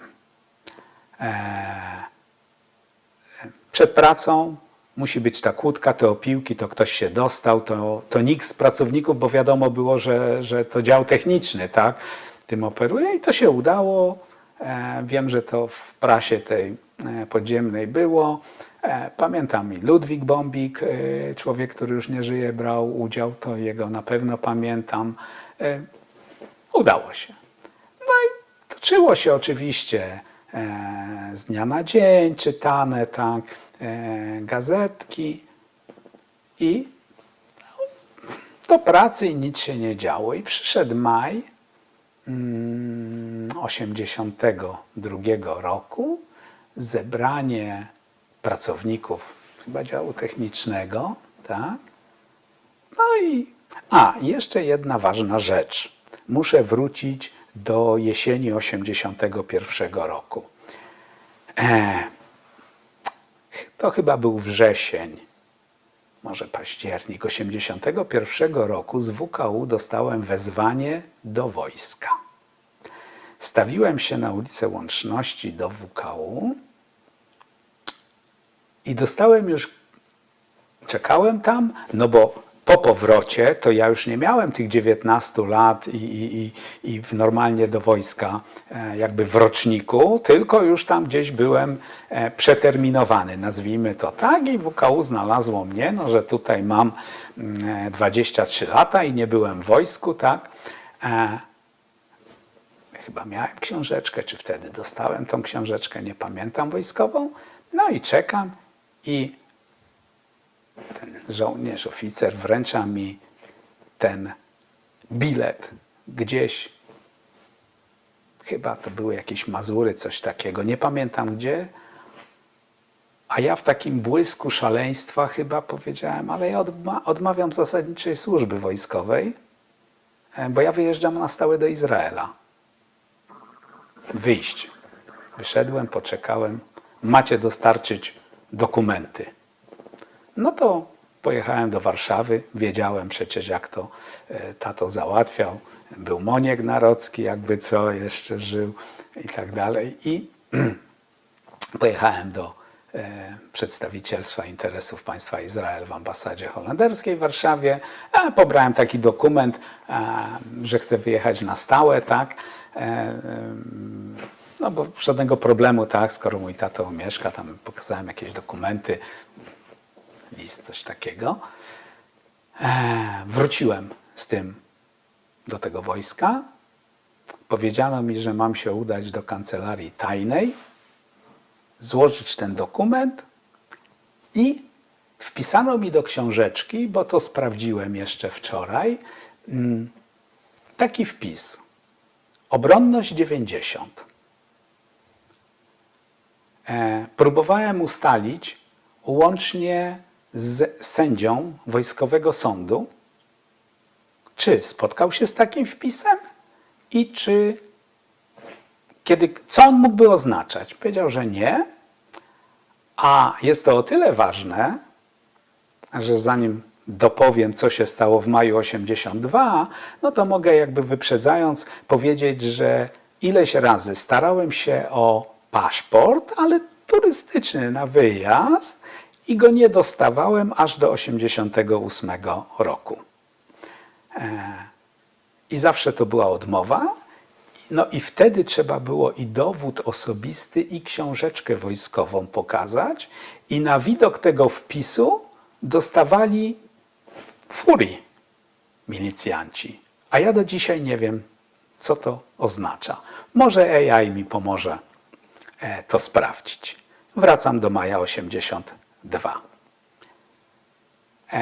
No bo nie wzięto mnie do wojska, ale jeśli Państwo pamiętacie, na początku stanu wojennego wszyscy pracownicy musieli wypełniać taką deklarację no, jakby swojego stosunku do służby wojskowej. Ja tego nie wypełniłem i nigdy nie dałem. Bo jakoś tak się zacząłem obawiać, że zaraz, no, dla nich wyjechałem, ale przecież nie wyjechałem, tak? Okej. Jest to spotkanie w maju 1982 roku. Jakieś takie młotkowanie ideologiczne, bez sensu. I wstałem i powiedziałem, że nie zgadzam się po prostu z tym, że wprowadzono stan wojenny. Coś tam jeszcze powiedziałem. Pamiętam, był dyrektor techniczny, szef chyba obiektu. No i usiadłem i okej. Najprawdopodobniej to było następnego dnia, może po 2 dniach. A wiedzieliśmy, że w hotelach służba bezpieczeństwa działa i ma przypisane, wiedzieliśmy, kto jest nawet SB-kiem, bo czasami nawet koledzy ich łapali, jak wchodzili do pokoju i grzebali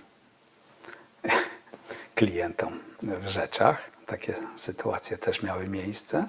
Ja na przykład miałem dostęp do klucza matki firmy Abloy, to jest istotne, który potrafił otworzyć absolutnie wszystkie drzwi w całym hotelu. Bo ja dorabiałem te klucze, no jakoś właśnie miałem tam tą możliwość, no więc no. Przychodzą panowie, mieliśmy te swoje warsztaty na dole, tak w przyziemiu hotelu Wrocław. Pan pozwoli z nami przebrać się? Nie, to na chwilę. Na komendę pojechaliśmy, wprowadzili mnie na samą górę. Pamiętam z widokiem na Fosę, obecny Plac Wolności.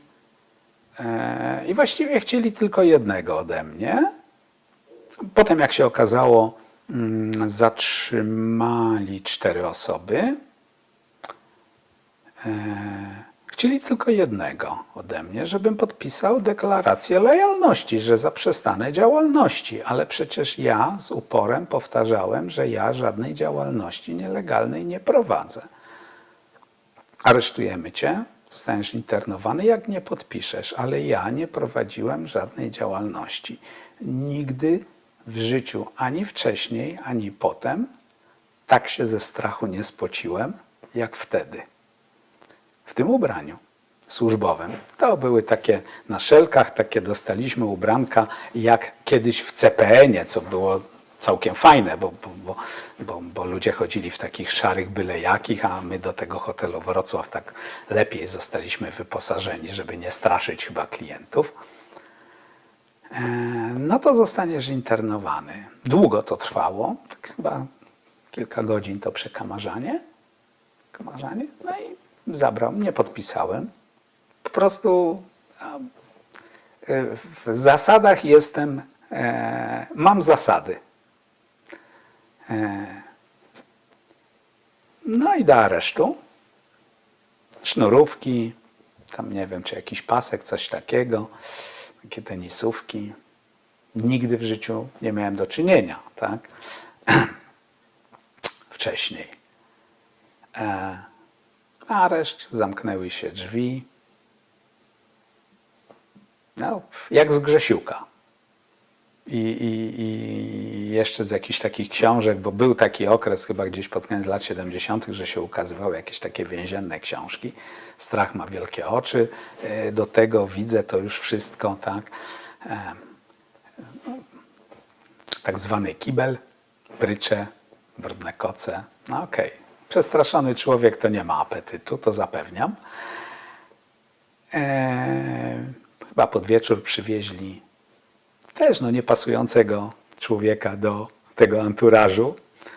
aresztowo-więziennego. Skąd? Z Fadromy, zabrali mnie, okej. Nie mam pojęcia, że jeszcze 2 kolegów internowanych zostanie tak jak ja z mojej firmy. No i nie pamiętam, w którym momencie wręczono mi ten akt internowania do Nysy. Zrobiono konwoje, wsadzono nas do tych but. No to już ktoś, no wszyscy, nazwijmy to, byli polityczni, tak?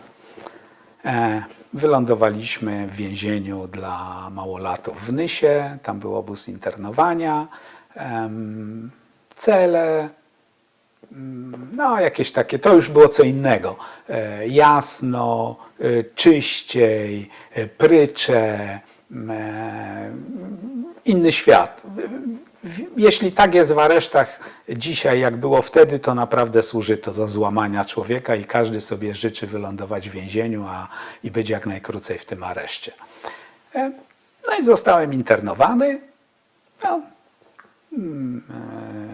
z 2 kolegami odnaleźliśmy się, bo oni też byli na tym samym oddziale, bo były 2 piętra, 2 oddziały, więc równie dobrze mogli być na tym niższym, ale nie, w jednej celi byliśmy, no dobrze, tu jesteśmy, tu. Ci, którzy byli od grudnia, to już po prostu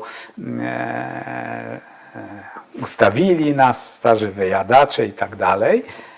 Gdzieś coś podane, nawet mam to zapisane na tym akcie internowania, bo nie mieliśmy telefonu w mieszkaniu, mama miała telefon w pracy, tak. No, ja Kocisa, ona Jagiellończyka, no więc nic nie wiedziała, tak, no przecież ja nie mieszkałem już z nimi, bywałem, ale nie mieszkałem. No, ktoś tam przyniósł tą złą wiadomość. Oczywiście strach, panika i tak dalej. A my już tutaj walczymy o wolną Polskę, tak? Bo w innym jakby środowisku człowiek się znalazł. Tutaj widzi, a profesor, a tutaj kardiochirurg, a tutaj ktoś inny i tak dalej. No i zaczęły się wizyty, jakaś żywność. Ja jadłem to więzienne jedzenie, ale w którymś momencie, to chyba był czerwiec, jakieś ogłoszenie strajku głodowego. Z tydzień nie jadłem, tylko napoje. Nie miałem, spokojnie to w presji takiego i środowiskowej. Oczywiście jedni jedli, nie jedli, większość nie jadła. To da się wszystko przeżyć, ale w międzyczasie zawitali smutni panowie ze Służby Bezpieczeństwa, z hotelu. No i tu już musieli pogrzebać w danych. Brali człowieka z celi do osobnego pomieszczenia. No i czy ja tam będę zeznawał, czy mam coś do powiedzenia. Nie pamiętam już tych ich tekstów, no ale Służbę Bezpieczeństwa traktowało się po prostu jak psów, tak? Ale w którymś momencie powiedzieli tak: wyjedziesz do Izraela. Nie wyjadę. Wyjedziesz do Izraela. Bo jak nie, to właśnie mniej więcej tak to brzmiało. Twoi koledzy cię zniszczą, ty Żydzie. Rozpowiemy wszędzie, że jesteś Żydem. No nie wiedzieli, co sobie, że tak powiem, jakby stworzyłem w latach 70. Powiedziałem, z wami nie rozmawiam. Nie ma rozmowy. Przyjechali jeszcze raz. Nie było już żadnej rozmowy. No, nie pamiętam, czy drugi raz używali tego argumentu. Właściwie bomba była rozbrojona, bo ja zawsze wszystkim i dookoła, tak? Nie miałem z tym najmniejszego problemu. To nie było pejoratywne. I w lipcu, na 22 lipca, święto narodowe, dawniej Ewedel, wypuszczano. No, zaczynał się taki proces, bo to chyba jakiś rodzaj amnestii takiej delikatnej Jaruzelski ogłosił i zaczęło się wypuszczanie z obu oddziałów. Ludzie znowuż zaczęli wracać do domu, był taki bardzo sympatyczny ksiądz. Wtedy jakby Poczułem taką inność Kościoła, potrzebę, tak, bo ja nie chodziłem do kościoła, mało mnie to interesowało, no ale tutaj ta sytuacja i naprawdę porządny człowiek.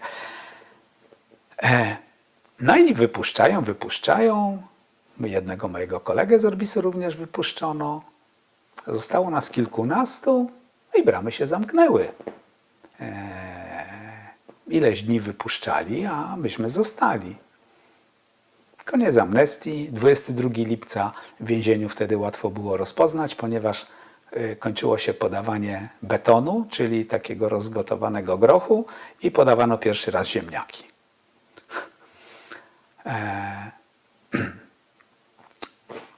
Po 22 lipca kilkunastu nas zapakowano do więźniarki. No, to jest takie dość ciężkie, kiedy 100 kilkudziesięciu wychodzi, a kilkunastu zostaje, tak? Człowiek żyje tą nadzieją. Przewieźli nas do Grodkowa. Grodków wcześniej opróżnili, chyba z tych, którzy w grudniu zostali tam przewiezieni, tak jak do Nysy. No, ale szybko sobie uzmysłowiłem, że z tym trzeba żyć. To było więzienie,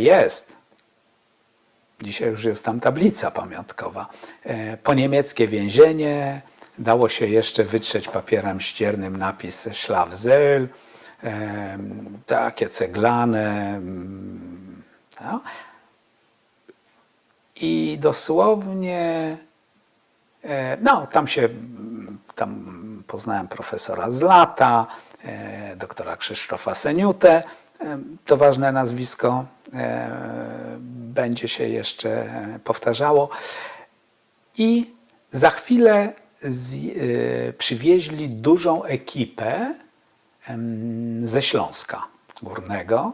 Pamiętam Andrzej Rozpłochowski, nie pamiętam w tej chwili nazwiska przewodniczącego tej Solidarności Górnośląskiej. No, Andrzej Rozpłochowski to sama góra Solidarności Związku Zawodowego, członek chyba Krajowej Komisji, tak? No to człowiek stał się właściwie wielki w takim towarzystwie. I co ja tutaj robię, tak? Oni nie byli długo, ale myśmy zdążyli jeszcze tam wywalić kraty między piętrami, bo tam były takie parter i pierwsze piętro. Zabrali ich do Uherc, znowuż zostaliśmy. No i ja tak funkcjonowałem do 13 grudnia 1982 roku, kiedy mnie wypuszczono. Ale w międzyczasie okazało się, że mój tato w Izraelu, mimo że, bo pisał i mam to w tej informacji, którą posiadam, wysyłał te pieniądze, no, wiedział z telewizji, co się stało, ale stracił z nami kontakt. I nic nie przychodziło. I chyba jakiś przyszedł list, jakaś informacja, że ja jestem internowany. I przez Międzynarodowy Czerwony Krzyż napisał do mnie. Myślę, że to jest ciekawy przypadek, bo niewielu Żydów było poszukiwanych przez Międzynarodowy Czerwony Krzyż w 1982 roku. No, musieli mi już to dostarczyć, ponieważ Czerwony Krzyż dostarczał również takie pakiety higieniczne internowanym, paczki żywnościowe. No i ja z tego, co pamiętam, chyba mogłem odpisać. Ja mam ten dokument, który napisał mój tato. Tak? No i właściwie czekałem na to, co się stanie. Miałem jedno wyjście na urodziny, załatwili mi 11 listopada, zostałem zabrany, jakoby jakiś problem z oczami i mogłem się przejść ulicami Grodkowa do pani doktor okulistki, która współpracowała z Solidarnością i tam czasami wyciągała tych internowanych, żeby zobaczyli w ogóle, co się dzieje poza murami. Tak? Poznałem wiele osób tam i właściwie tak jak wszedłem niewinny, tak wyszedłem winny. Kazano mi się zgłosić na komendę na ulicę Grunwaldzką. Po wyjściu 13 grudnia zgłosiłem się i idąc na tę komendę spotkałem swojego kolegę z technikum, Darka Olszewskiego, który okazało się, że już jest umoczony w pracę podziemną dla Solidarności Walczącej po same uszy. Od słowa do słowa, cześć, co robisz? Ja mówię, że idę tutaj właśnie, bo wyszedłem z internowania. Tak? A gdzie byłeś? No w Grodkowie. A był tam Zbyszek Goziewicz? No a był. No i nic. Mówi, to słuchaj, zostańmy w kontakcie. Troszeczkę odpocząłem chwilę, wróciłem do pracy, do Orbisu. No i tu już się zaczęło takie, można powiedzieć, konspirowanie na całego. Bo z jednej strony w hotelu oczywiście chcieli, żebym się zwolnił. Koledzy powiedzieli, słuchaj, absolutnie nie możesz się zwolnić.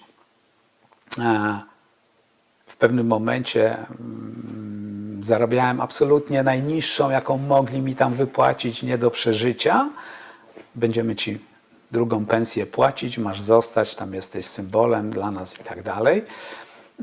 Ci dwaj koledzy wyszli wcześniej, którzy byli ze mną też internowani i też pracowali.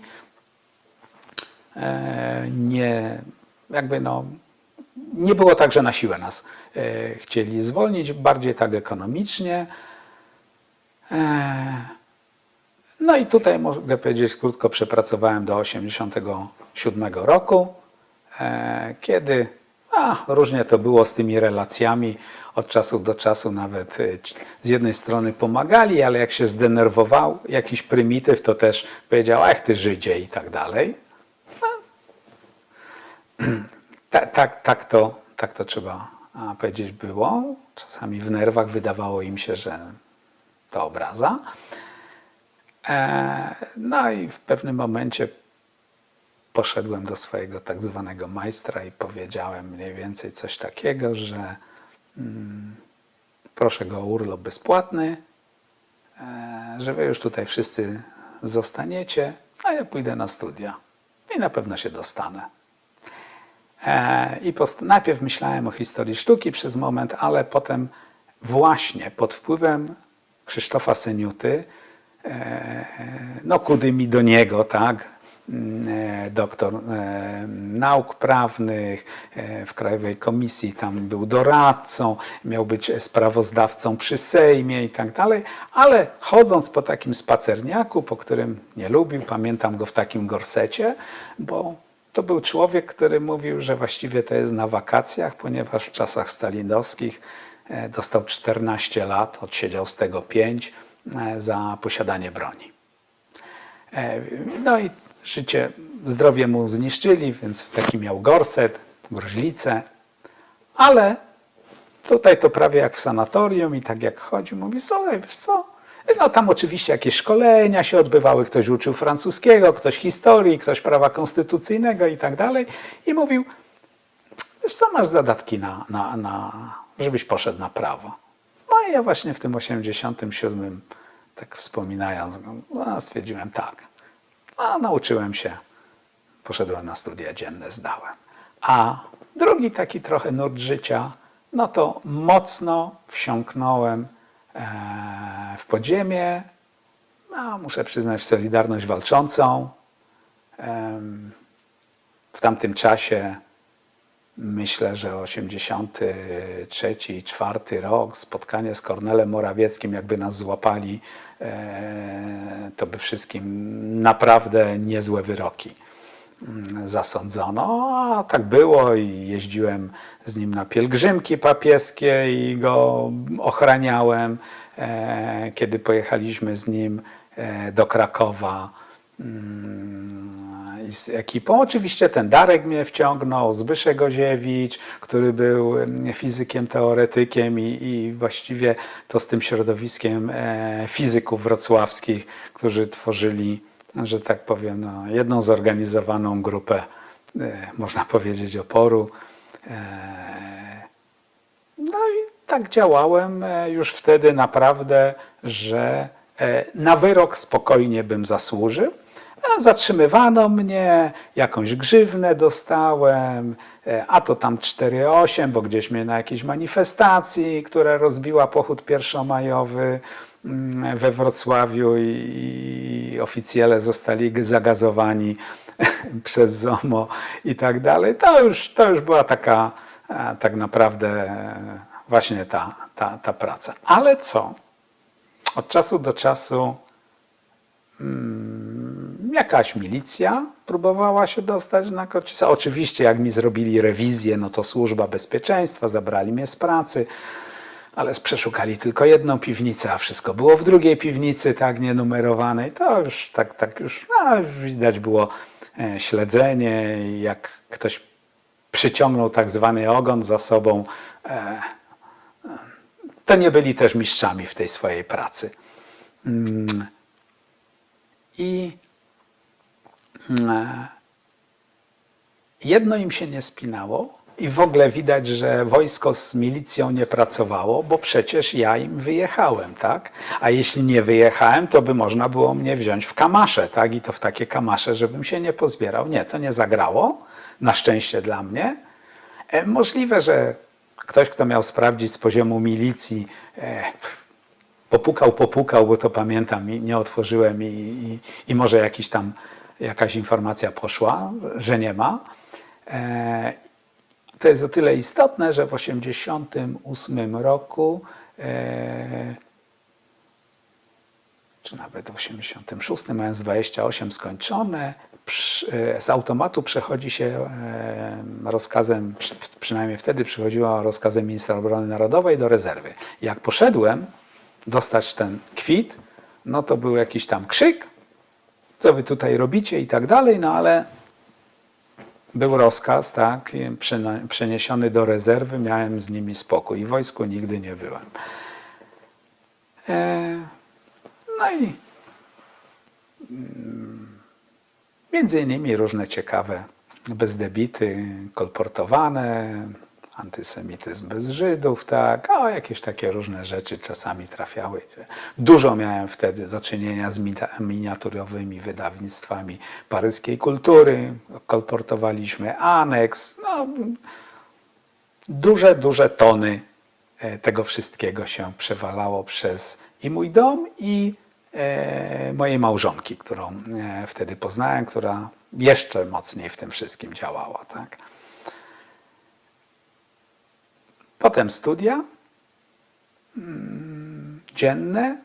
No, jestem starszy o tak między 8 a 10 lat między moimi znajomymi, którzy też poszli na studia dzienne, ale dzięki tacie było mnie na to stać. Wiedziałem, że ogarnę jakby ekonomicznie, finansowo. To urodziła się córka w 1988 roku, a zgodnie z małżonką uznaliśmy, że fajnie będzie, jak będzie miała na imię Noemi. Z rejestracją już nie było tak lekko i łatwo w USC, no bo wtedy była taka zasada, że literka na końcu A odzwierciedla płeć żeńską.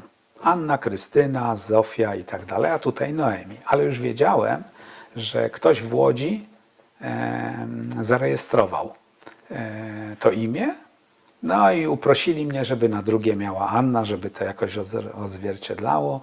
Po latach mi powiedziała, że to był najlepszy pomysł i ona jest przeszczęśliwa, że ma tak na imię. Dzisiaj to nic wielkiego, można powiedzieć. Trafiłem na pisanie pracy magisterskiej do profesora Karola Jońcy. Absolutnie wspaniały człowiek, jako człowiek również, autorytet. Doktryn politycznych i prawnych wszyscy się bali, byleby je tylko zdać, a ja poszedłem na seminarium. No i zgodził się na pisanie pracy Doktryna syjonizmu politycznego do deklaracji Balfura. No i taką pracę popełniłem. Od 1988 roku pierwszy raz dostałem paszport, zacząłem jeździć do Izraela, a w 1991 roku profesor powiedział mi, że jest organizowany taki wyjazd studentów pomiędzy zaprzyjaźnionymi miastami Wrocław, Wiesbaden, Kfar Saba w Izraelu i tym razem jest to wyjazd do Izraela i ze względu na tą pracę, czy chciałbym pojechać. No ja powiedziałem, że absolutnie tak. 26 dni fantastycznej, można powiedzieć, przygody. Wydawało mi się, że znałem Izrael, ale w towarzystwie to było jednak polsko-niemiecko-izraelskim. Byliśmy na takim kampusie Beit Berl pod Kfar Sabą. To jakby chyba finansowała Partia Pracy, wtedy jeszcze miała tą swoją siłę taką polityczną. Tutaj Wiesbaden socjaldemokracja.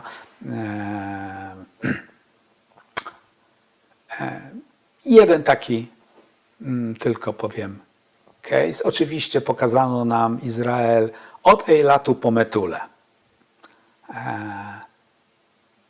No ale spotkania z ambasadorami,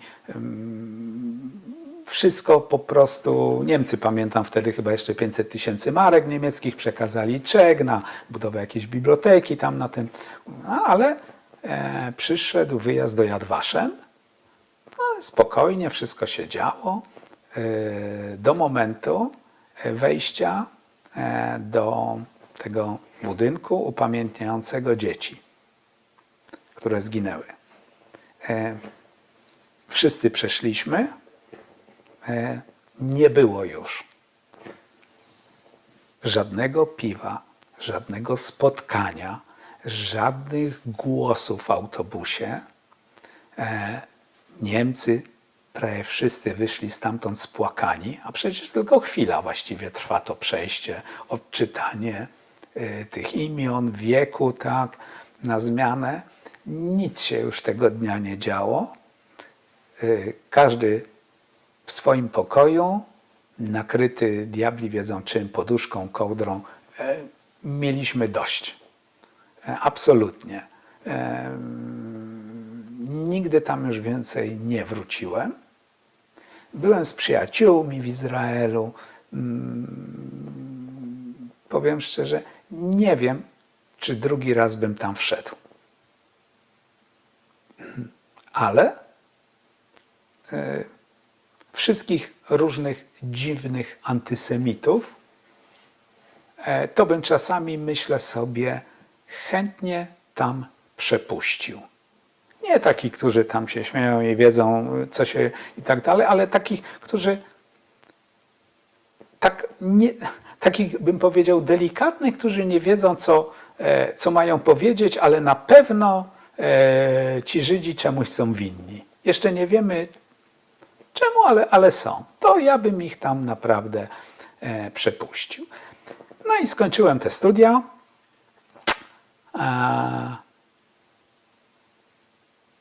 Tak swoją drogą nie mam swojej pracy magisterskiej, bo zawiozłem do Żichu i tam został mój egzemplarz. Szukałem pracy i znalazłem pracę trochę poprzez takich swoich znajomych właśnie z Solidarności w Dolnośląskim Banku Gospodarczym. No, po prostu liberalizm, Balcerowicz. Jeszcze jedna taka krótka dygresja. 29 grudnia 1989 z Markiem Lipszycem poleciałem właściwie na zjazd, taki światowy zjazd studentów żydowskich do Aszkelonu. I to był przełom roku, nowy rok. I wróciłem do kraju, gdzie weszły reformy Balcerowicza. I świat, jeszcze byłem na studiach, ale świat się zmienił. ceny się zmieniły. To wszystko, co mi się wydawało, że mam zabezpieczone, poczucie bezpieczeństwa, no tak się odwróciło dość mocno. Ale dałem radę. I dość szybko, nawet bardzo szybko, znalazłem tą pracę, bardzo dobrze płatną pracę. Ten bank oczywiście potem zbankrutował, potem jak już człowiek nie czytał tylko kodeks handlowy Allerhanda, ale jeszcze inne rzeczy, wiedział, że nazwijmy to lepsi cwaniacy wiedzieli więcej o ekonomii, o gospodarce i jak co można drenować, a i też po prostu byli zwyczajnie nieuczciwi. Ja byłem akcjonariuszem i to dość dużym tego banku, można powiedzieć. Włożyłem, o ile mnie pamięć nie myli, wtedy $14,000 i wszystko straciłem. Ale przez to, że tam pracowałem, zostałem najpierw członkiem zarządu, a potem w ogóle kierowałem tym bankiem, to zupełnie inaczej moje losy się w życiu potoczyły. Bo jak zamknięto ten bank, ludzie stanęli, depozyty, nie było chętnego, który by stanął na krześle i powiedział, że wszystko będzie dobrze, że nikt nie oszukał, znaczy nie wyjechał, nie ukradł i tak dalej. I pamiętam jak dzisiaj, pamiętam to nazwisko, mam zapisane, ale nie będę wymieniał. Przechodzący młody dziennikarz tak do ludzi powiedział, ale to Żydzi ukradli i wyjechali z walizkami. Pamiętam to dokładnie. Potrafiłem chyba jednak opanować jakoś ten tłum, porozmawiać. Miałem pomoc taką merytoryczną, a byłem wtedy kierującym tym bankiem na Placu Solnym, tam gdzie Izba Rzemieślnicza jest. Ten bank został potem przejęty, nikt nie stracił swoich depozytów przez Prosper Bank. Prosper Bank został przejęty przez Credit Bank, a Credit Bank został przejęty, o ile mnie nie myli pamięć, przez Santandera. Okej. Wtedy, kiedy stałem na tym krześle, przechodził mój kolega, dość dobry, ze studiów prawniczych. Popatrzył, poszedł dalej, ale w 1994 roku bank został zamknięty chyba w lipcu. Ja szybko znalazłem pracę tam w Cukrobanku, na jakimś stanowisku dyrektorskim. Nie mogłem powiedzieć. Zarabiałem naprawdę bardzo dobrze wtedy.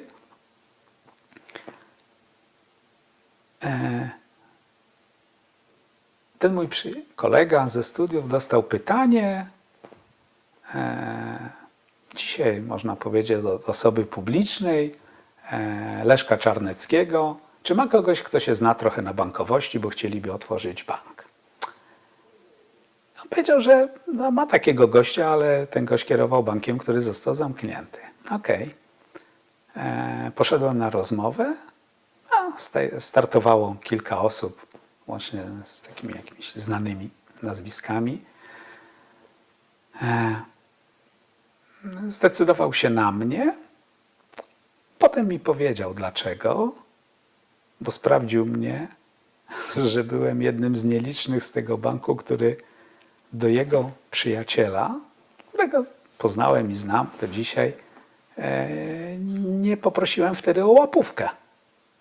Po prostu mówi, słuchaj, Benek ci wystawił po prostu list polecający, bo go zapytałem. No i w trójkę tak staliśmy i podziękowałem. I można powiedzieć, że z Leszkiem Czarneckim w różnych konfiguracjach przepracowałem aż do swojej emerytury w 2025 roku, do tego roku.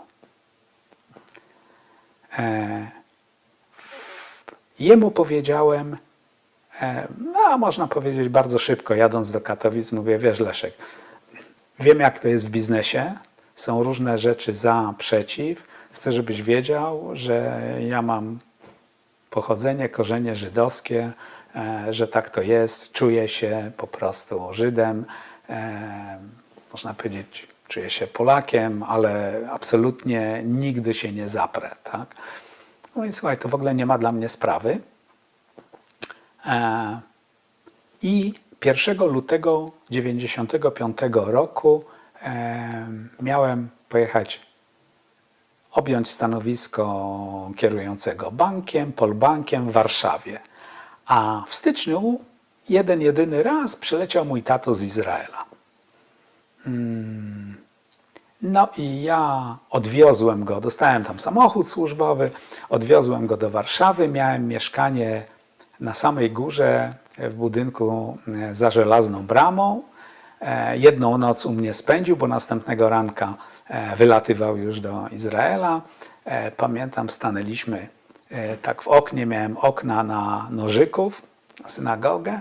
No i mówi, wiesz, pamiętam to z dzieciństwa, choć to nie był mój rejon, to był rejon bogatych Żydów. Mówi, ale to świetnie widać, tak.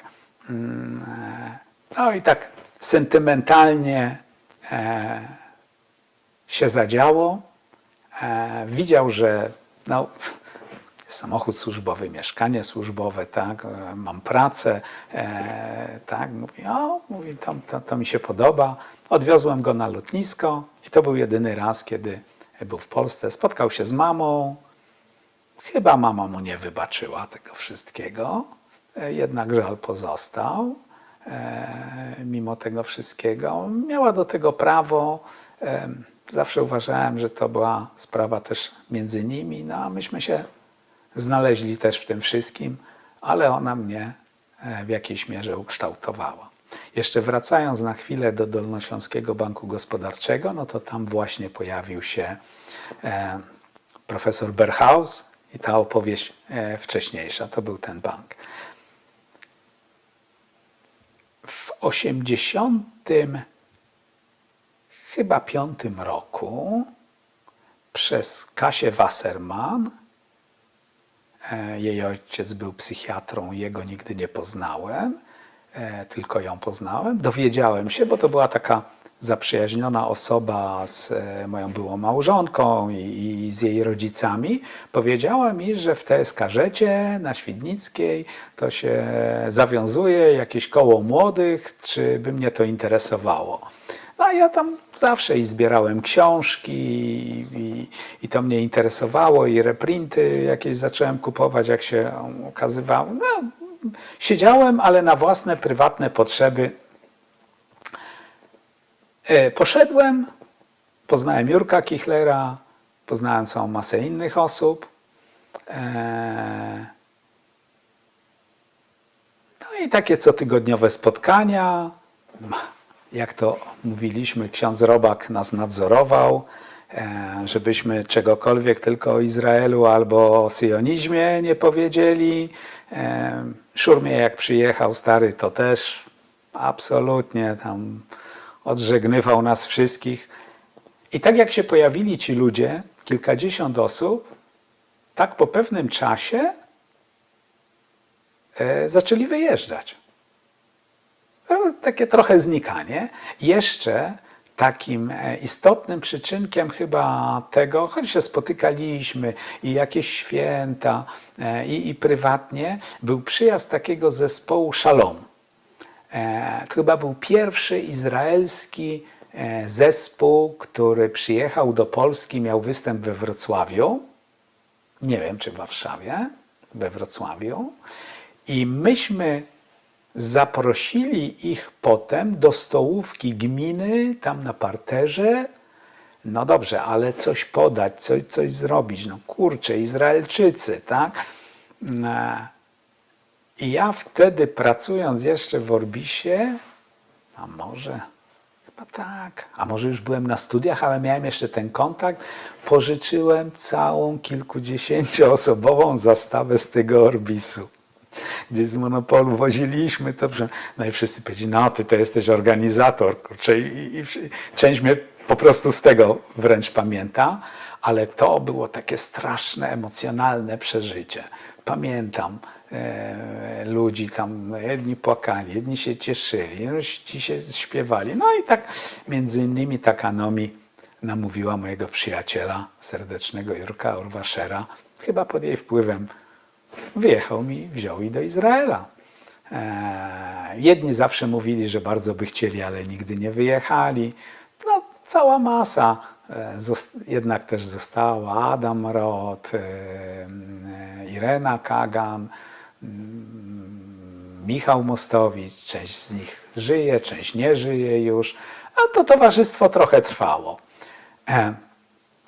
Potem wiadomo, lata 90. To się trochę rozjechało, ale Jurek Kichler do dzisiaj chyba jakoś tam na uroczystości typu, nie wiem, rocznica wybuchu getta, powstania w getcie warszawskim, czy coś, kwiaty, wieńce, jest, to funkcjonuje. Klara Kołodziejska tam gminie przewodzi, też z tamtych czasów. Mam kontakt. Aczkolwiek nigdy do gminy się nie zapisałem, bo musiałbym dokonać, uważam, aktu apostazji, który zapewne dokonam i może wtedy. I to, że członkowie gminy mają bilet za darmo, powiedzmy, na występ, no nie jest dla mnie argumentem, żeby w ten sposób postępować. Zasady są zasady.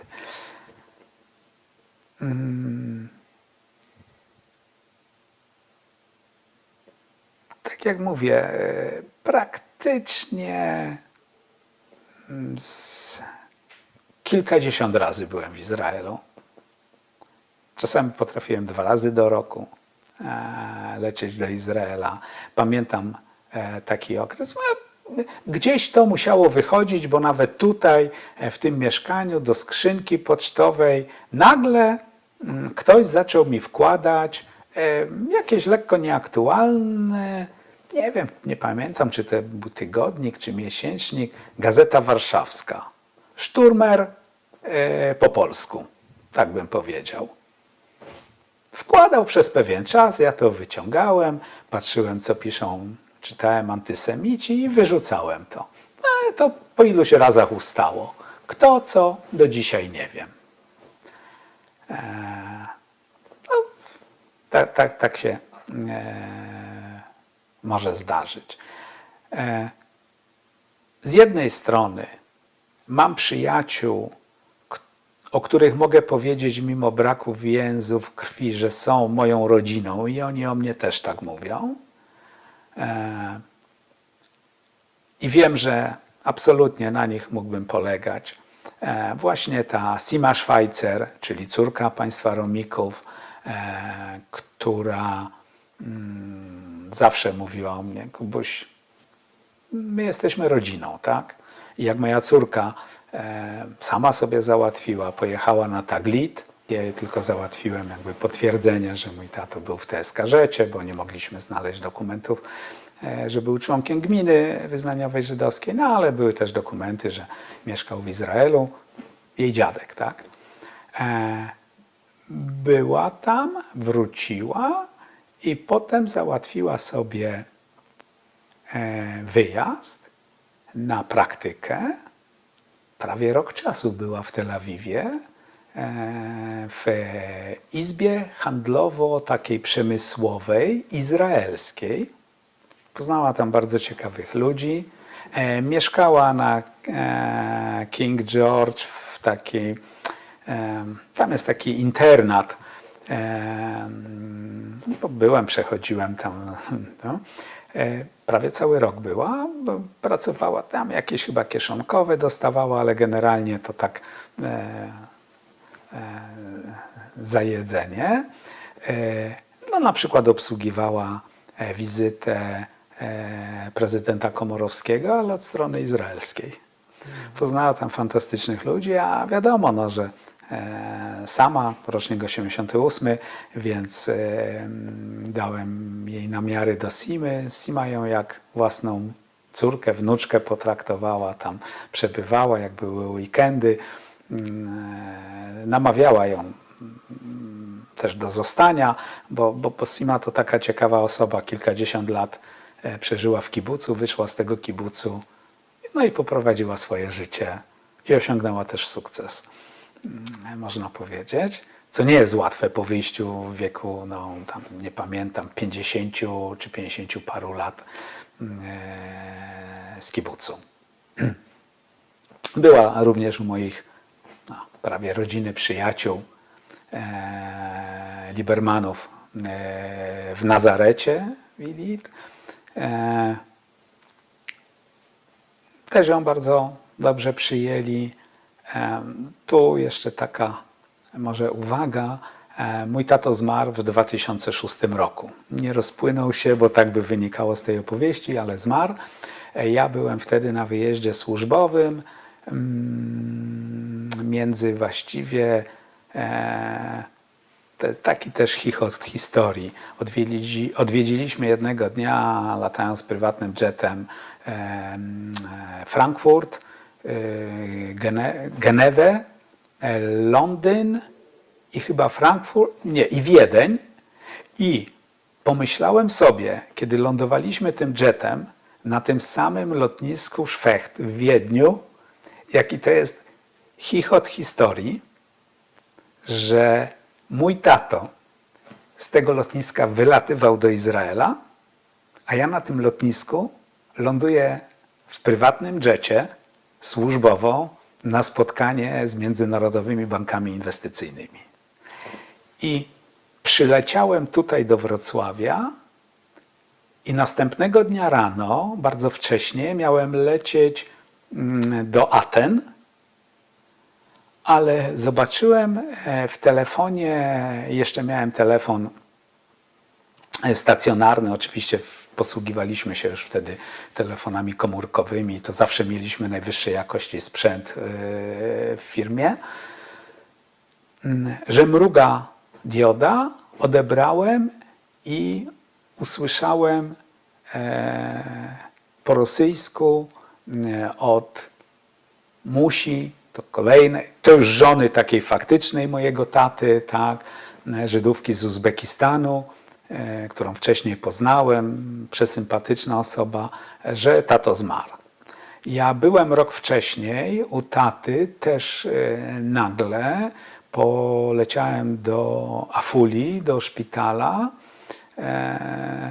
Tato już cierpiał fizycznie, siedział, był sprawny intelektualnie w tym 2005 roku, ale usiłował popełnić samobójstwo.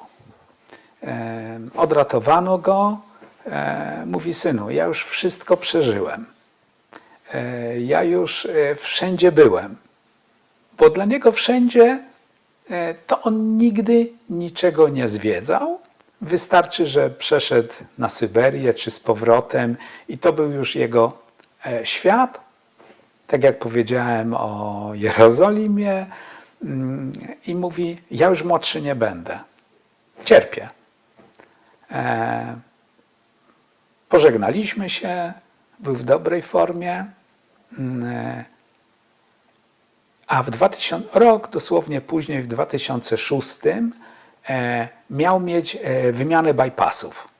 Bo jak w 1995 roku przyleciał, to między innymi pytał mnie, nas, czy ma robić taką operację w Hajfie, w dobrym szpitalu. Mówi: przecież wiesz, służba zdrowia jest bardzo dobra w Izraelu, ale nie wiem, czy robić tego bypassa. Ja mówię: tato, rób, absolutnie, to ci naprawdę da życie, przywróci. No i faktycznie pobrano mu tą nogę żyły, założono bypassa, ale po 10 latach należało wymienić ją. I tato w 2006 roku się nie zgodził, tak jak mi powiedziano. Lekarz powiedział: to pan umrze. A on mówi: ja już swoje życie przeżyłem. I odszedł. Można powiedzieć, na własnych warunkach. Absolutny szacunek. Raczej znamy opowieści trzymania się do ostatniej chwili, uporczywego leczenia. To mnie też przekonało. A do eutanazji, do prawa do godnej śmierci. Jestem absolutnym zwolennikiem prawa do godnego odejścia, nieutrzymywania przy życiu nie ma takiej religii, nie ma takiej wiary, nie ma takich zasad. I to mi potwierdziło, w pełni świadomie.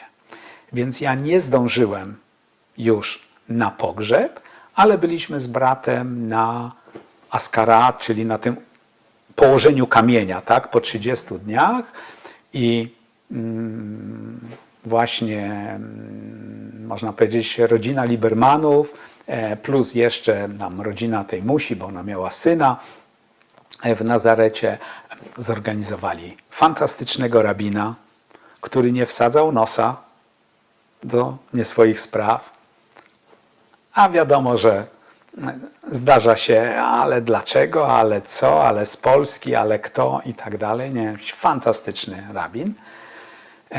Minyan, tamten poczęstunek po tej uroczystości, to wszystko. Ja mam taki kalendarz żydowski, bo co roku była taka seria, co roku ukazywał się kalendarz żydowski, różne tam były rzeczy, opisy, kolorowy, taki fajny i między innymi jest tam Kadisz, napisany po hebrajsku, napisany łaciną po hebrajsku, napisany łaciną po polsku i przetłumaczony. Więc nie tylko mówi się go po hebrajsku i nie wiadomo co, ale ma się, i tam jest kilka modlitw różnych, więc zmówiłem ten Kadisz, ta uroczystość, oni wszystko po prostu mi zorganizowali. Tak jak mówię, fantastyczny rabin. Na pytanie, skąd jesteśmy z bratem, mówię, że z Wrocławia. Amerykański też rabin. Długo przebywał, ale jak mu powiedziałem, że aus Breslau, natychmiast skojarzył z Instytutem Teologicznym, tym przedwojennym i tak dalej. Mówię, więc no takich mam przyjaciół. A w drugą stronę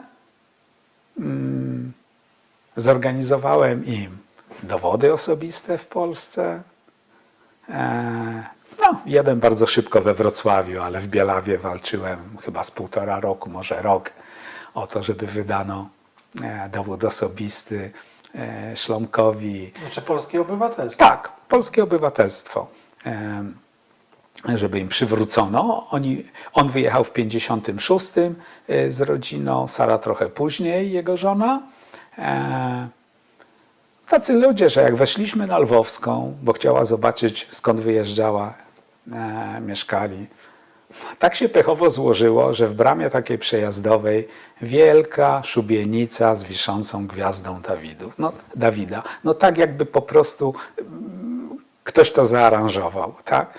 Oni popatrzyli i powiedzieli, słuchaj, wariatów jest wszędzie pełno, w ogóle nas to nie interesuje, tak? Nas interesuje to mieszkanie i tak dalej.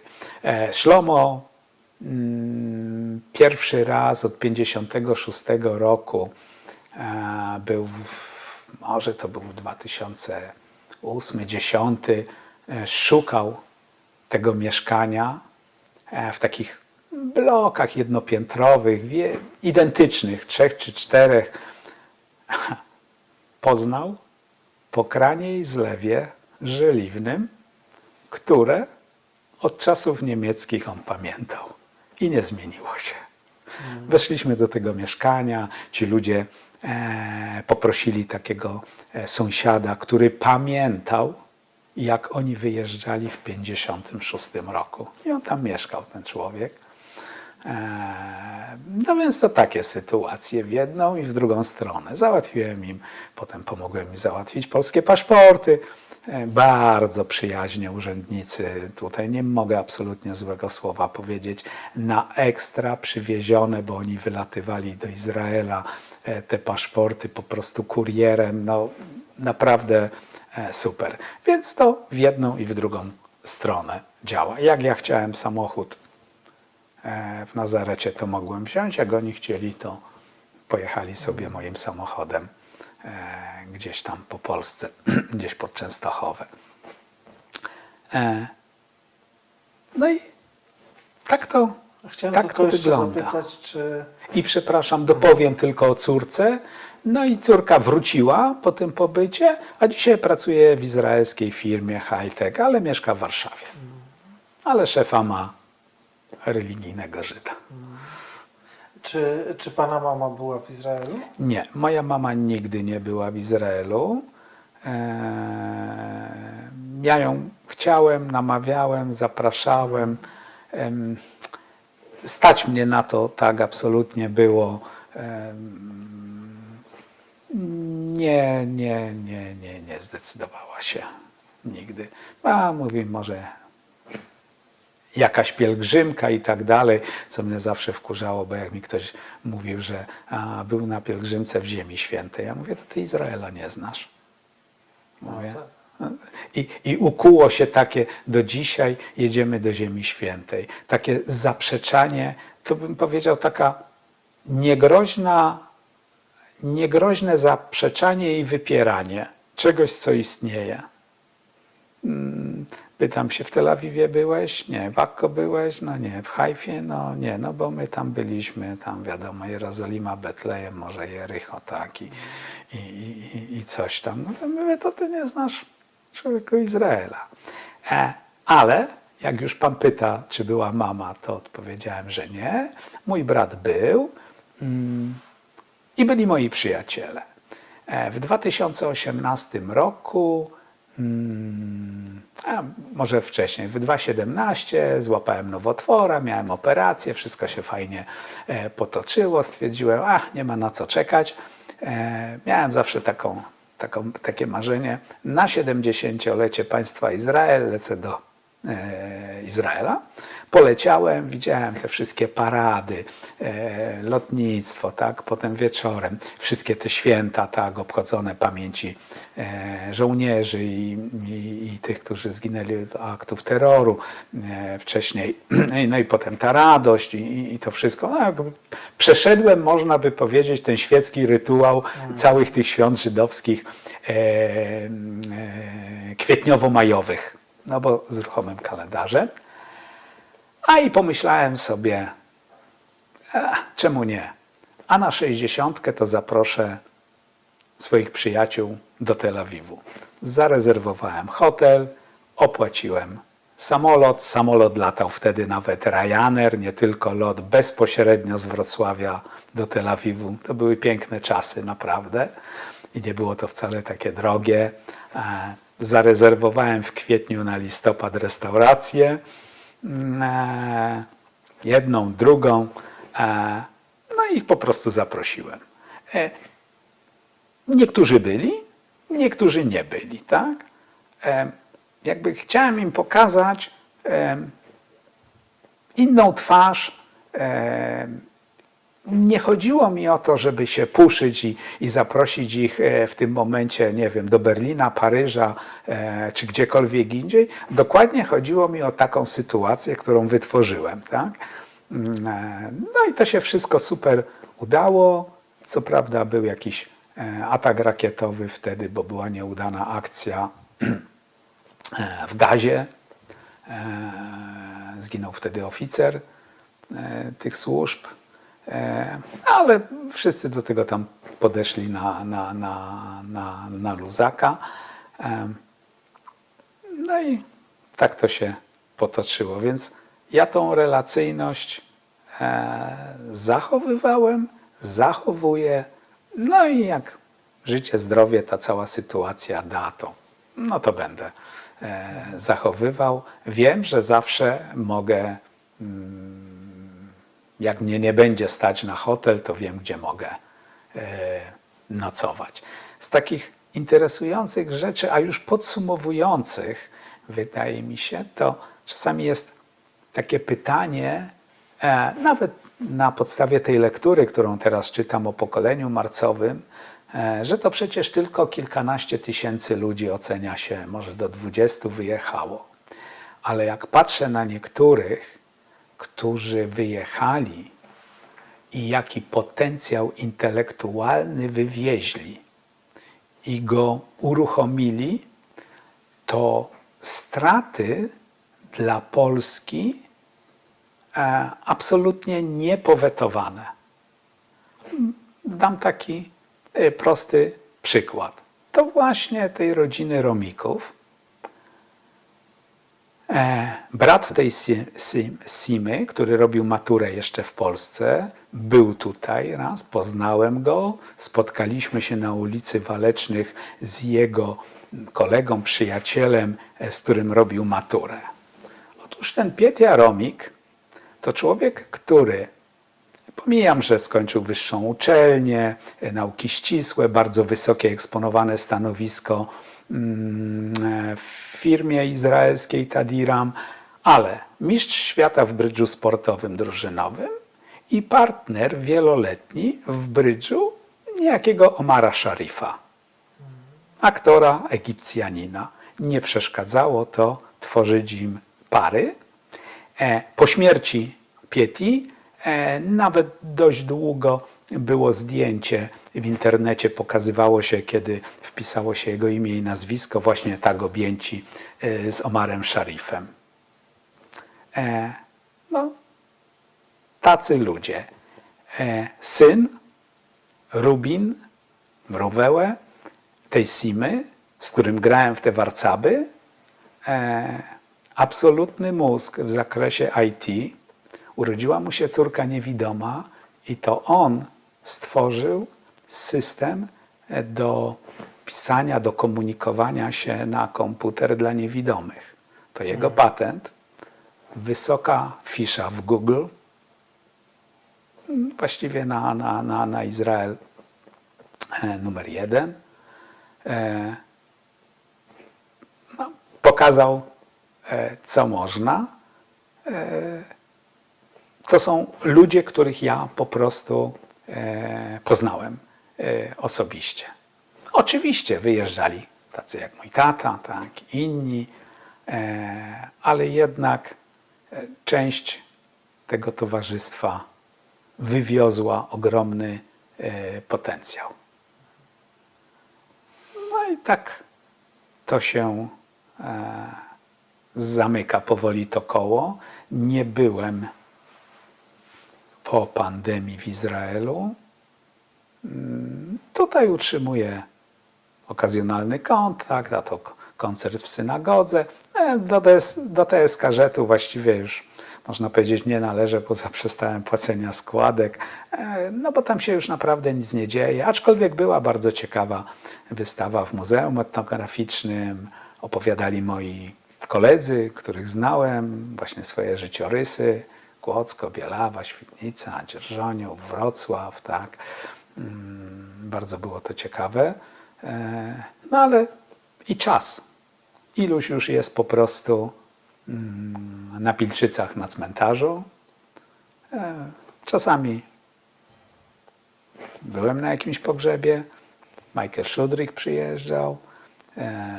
Raz do roku jestem i jestem na tym grobie tego Mońka Narockiego i Leny, która opowiedziała swoje życie do tego pokolenia 68 i ją zidentyfikowałem. No i ten Srulek, mojego taty przyjaciel też. Okazało się, że nawet w tym Dolnośląskim Banku Gospodarczym radcą prawnym takim, ale z ramienia Rady Nadzorczej był Zygmunt Wolf, też pochowany na Pilczycach, też bardzo przyjazna mi osoba, uratowany z getta w Lwowie. Zawsze mówił mi, warto jeszcze zrobić aplikację radcowską, naprawdę niech pan to zrobi. Zrobiłem tą aplikację radcowską, płaciłem składki do emerytury i ani jednego dnia nie wykonywałem zawodu prawnika ani radcy prawnego. Po prostu finanse. Panie Jakubie, bardzo, bardzo dziękuję za rozmowę. Czy coś jeszcze chciałby Pan dodać na koniec? Myślę, że...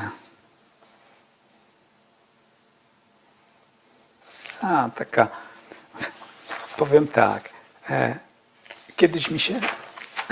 Kiedyś mi się wydawało, że to ja mam taką przypadłość, że No na przykład jeszcze kiedy nie było tak internetu rozpowszechnionego, to poszukuję gdzieś, gdzie jestem, a trochę podróżowałem i służbowo, i prywatnie.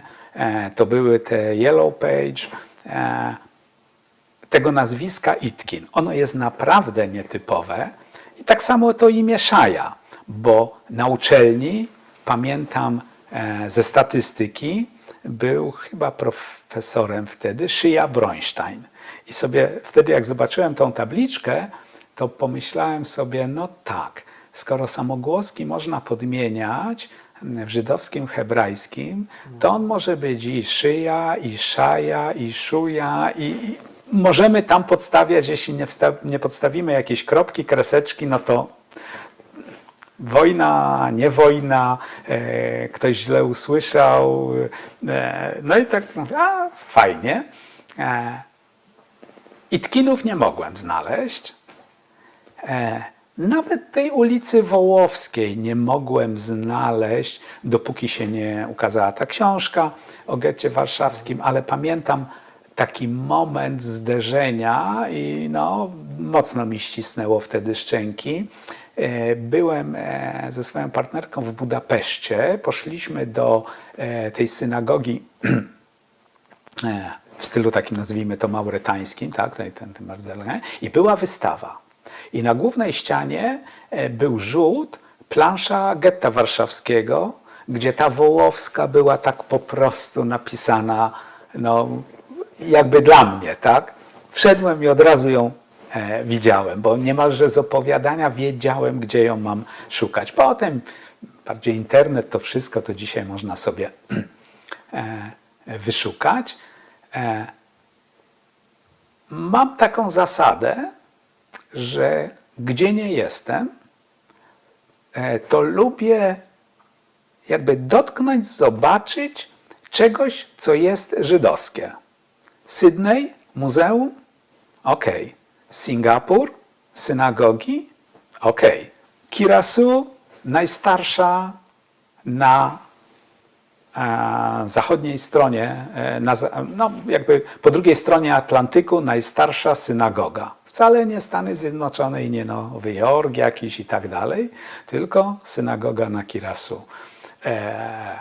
Bardzo ciekawa, wysypana piachem, żeby ci, którzy wyznawali i spotykali się jeszcze w Hiszpanii, z Hiszpanii do Holandii, żeby ich nie było słychać, jak się spotykają, na przykład. Tak? To człowieka cały czas uczy, pokazuje tą szerokość, barwę tego, a lubię sobie dotknąć i czy trafię, czy nie trafię na jakiegoś Itkina kiedyś z rodziny. To już nie wiem. Pozostały różne artefakty. Mam nadzieję, że będę je mógł Państwu przekazać w bliżej określonej przyszłości.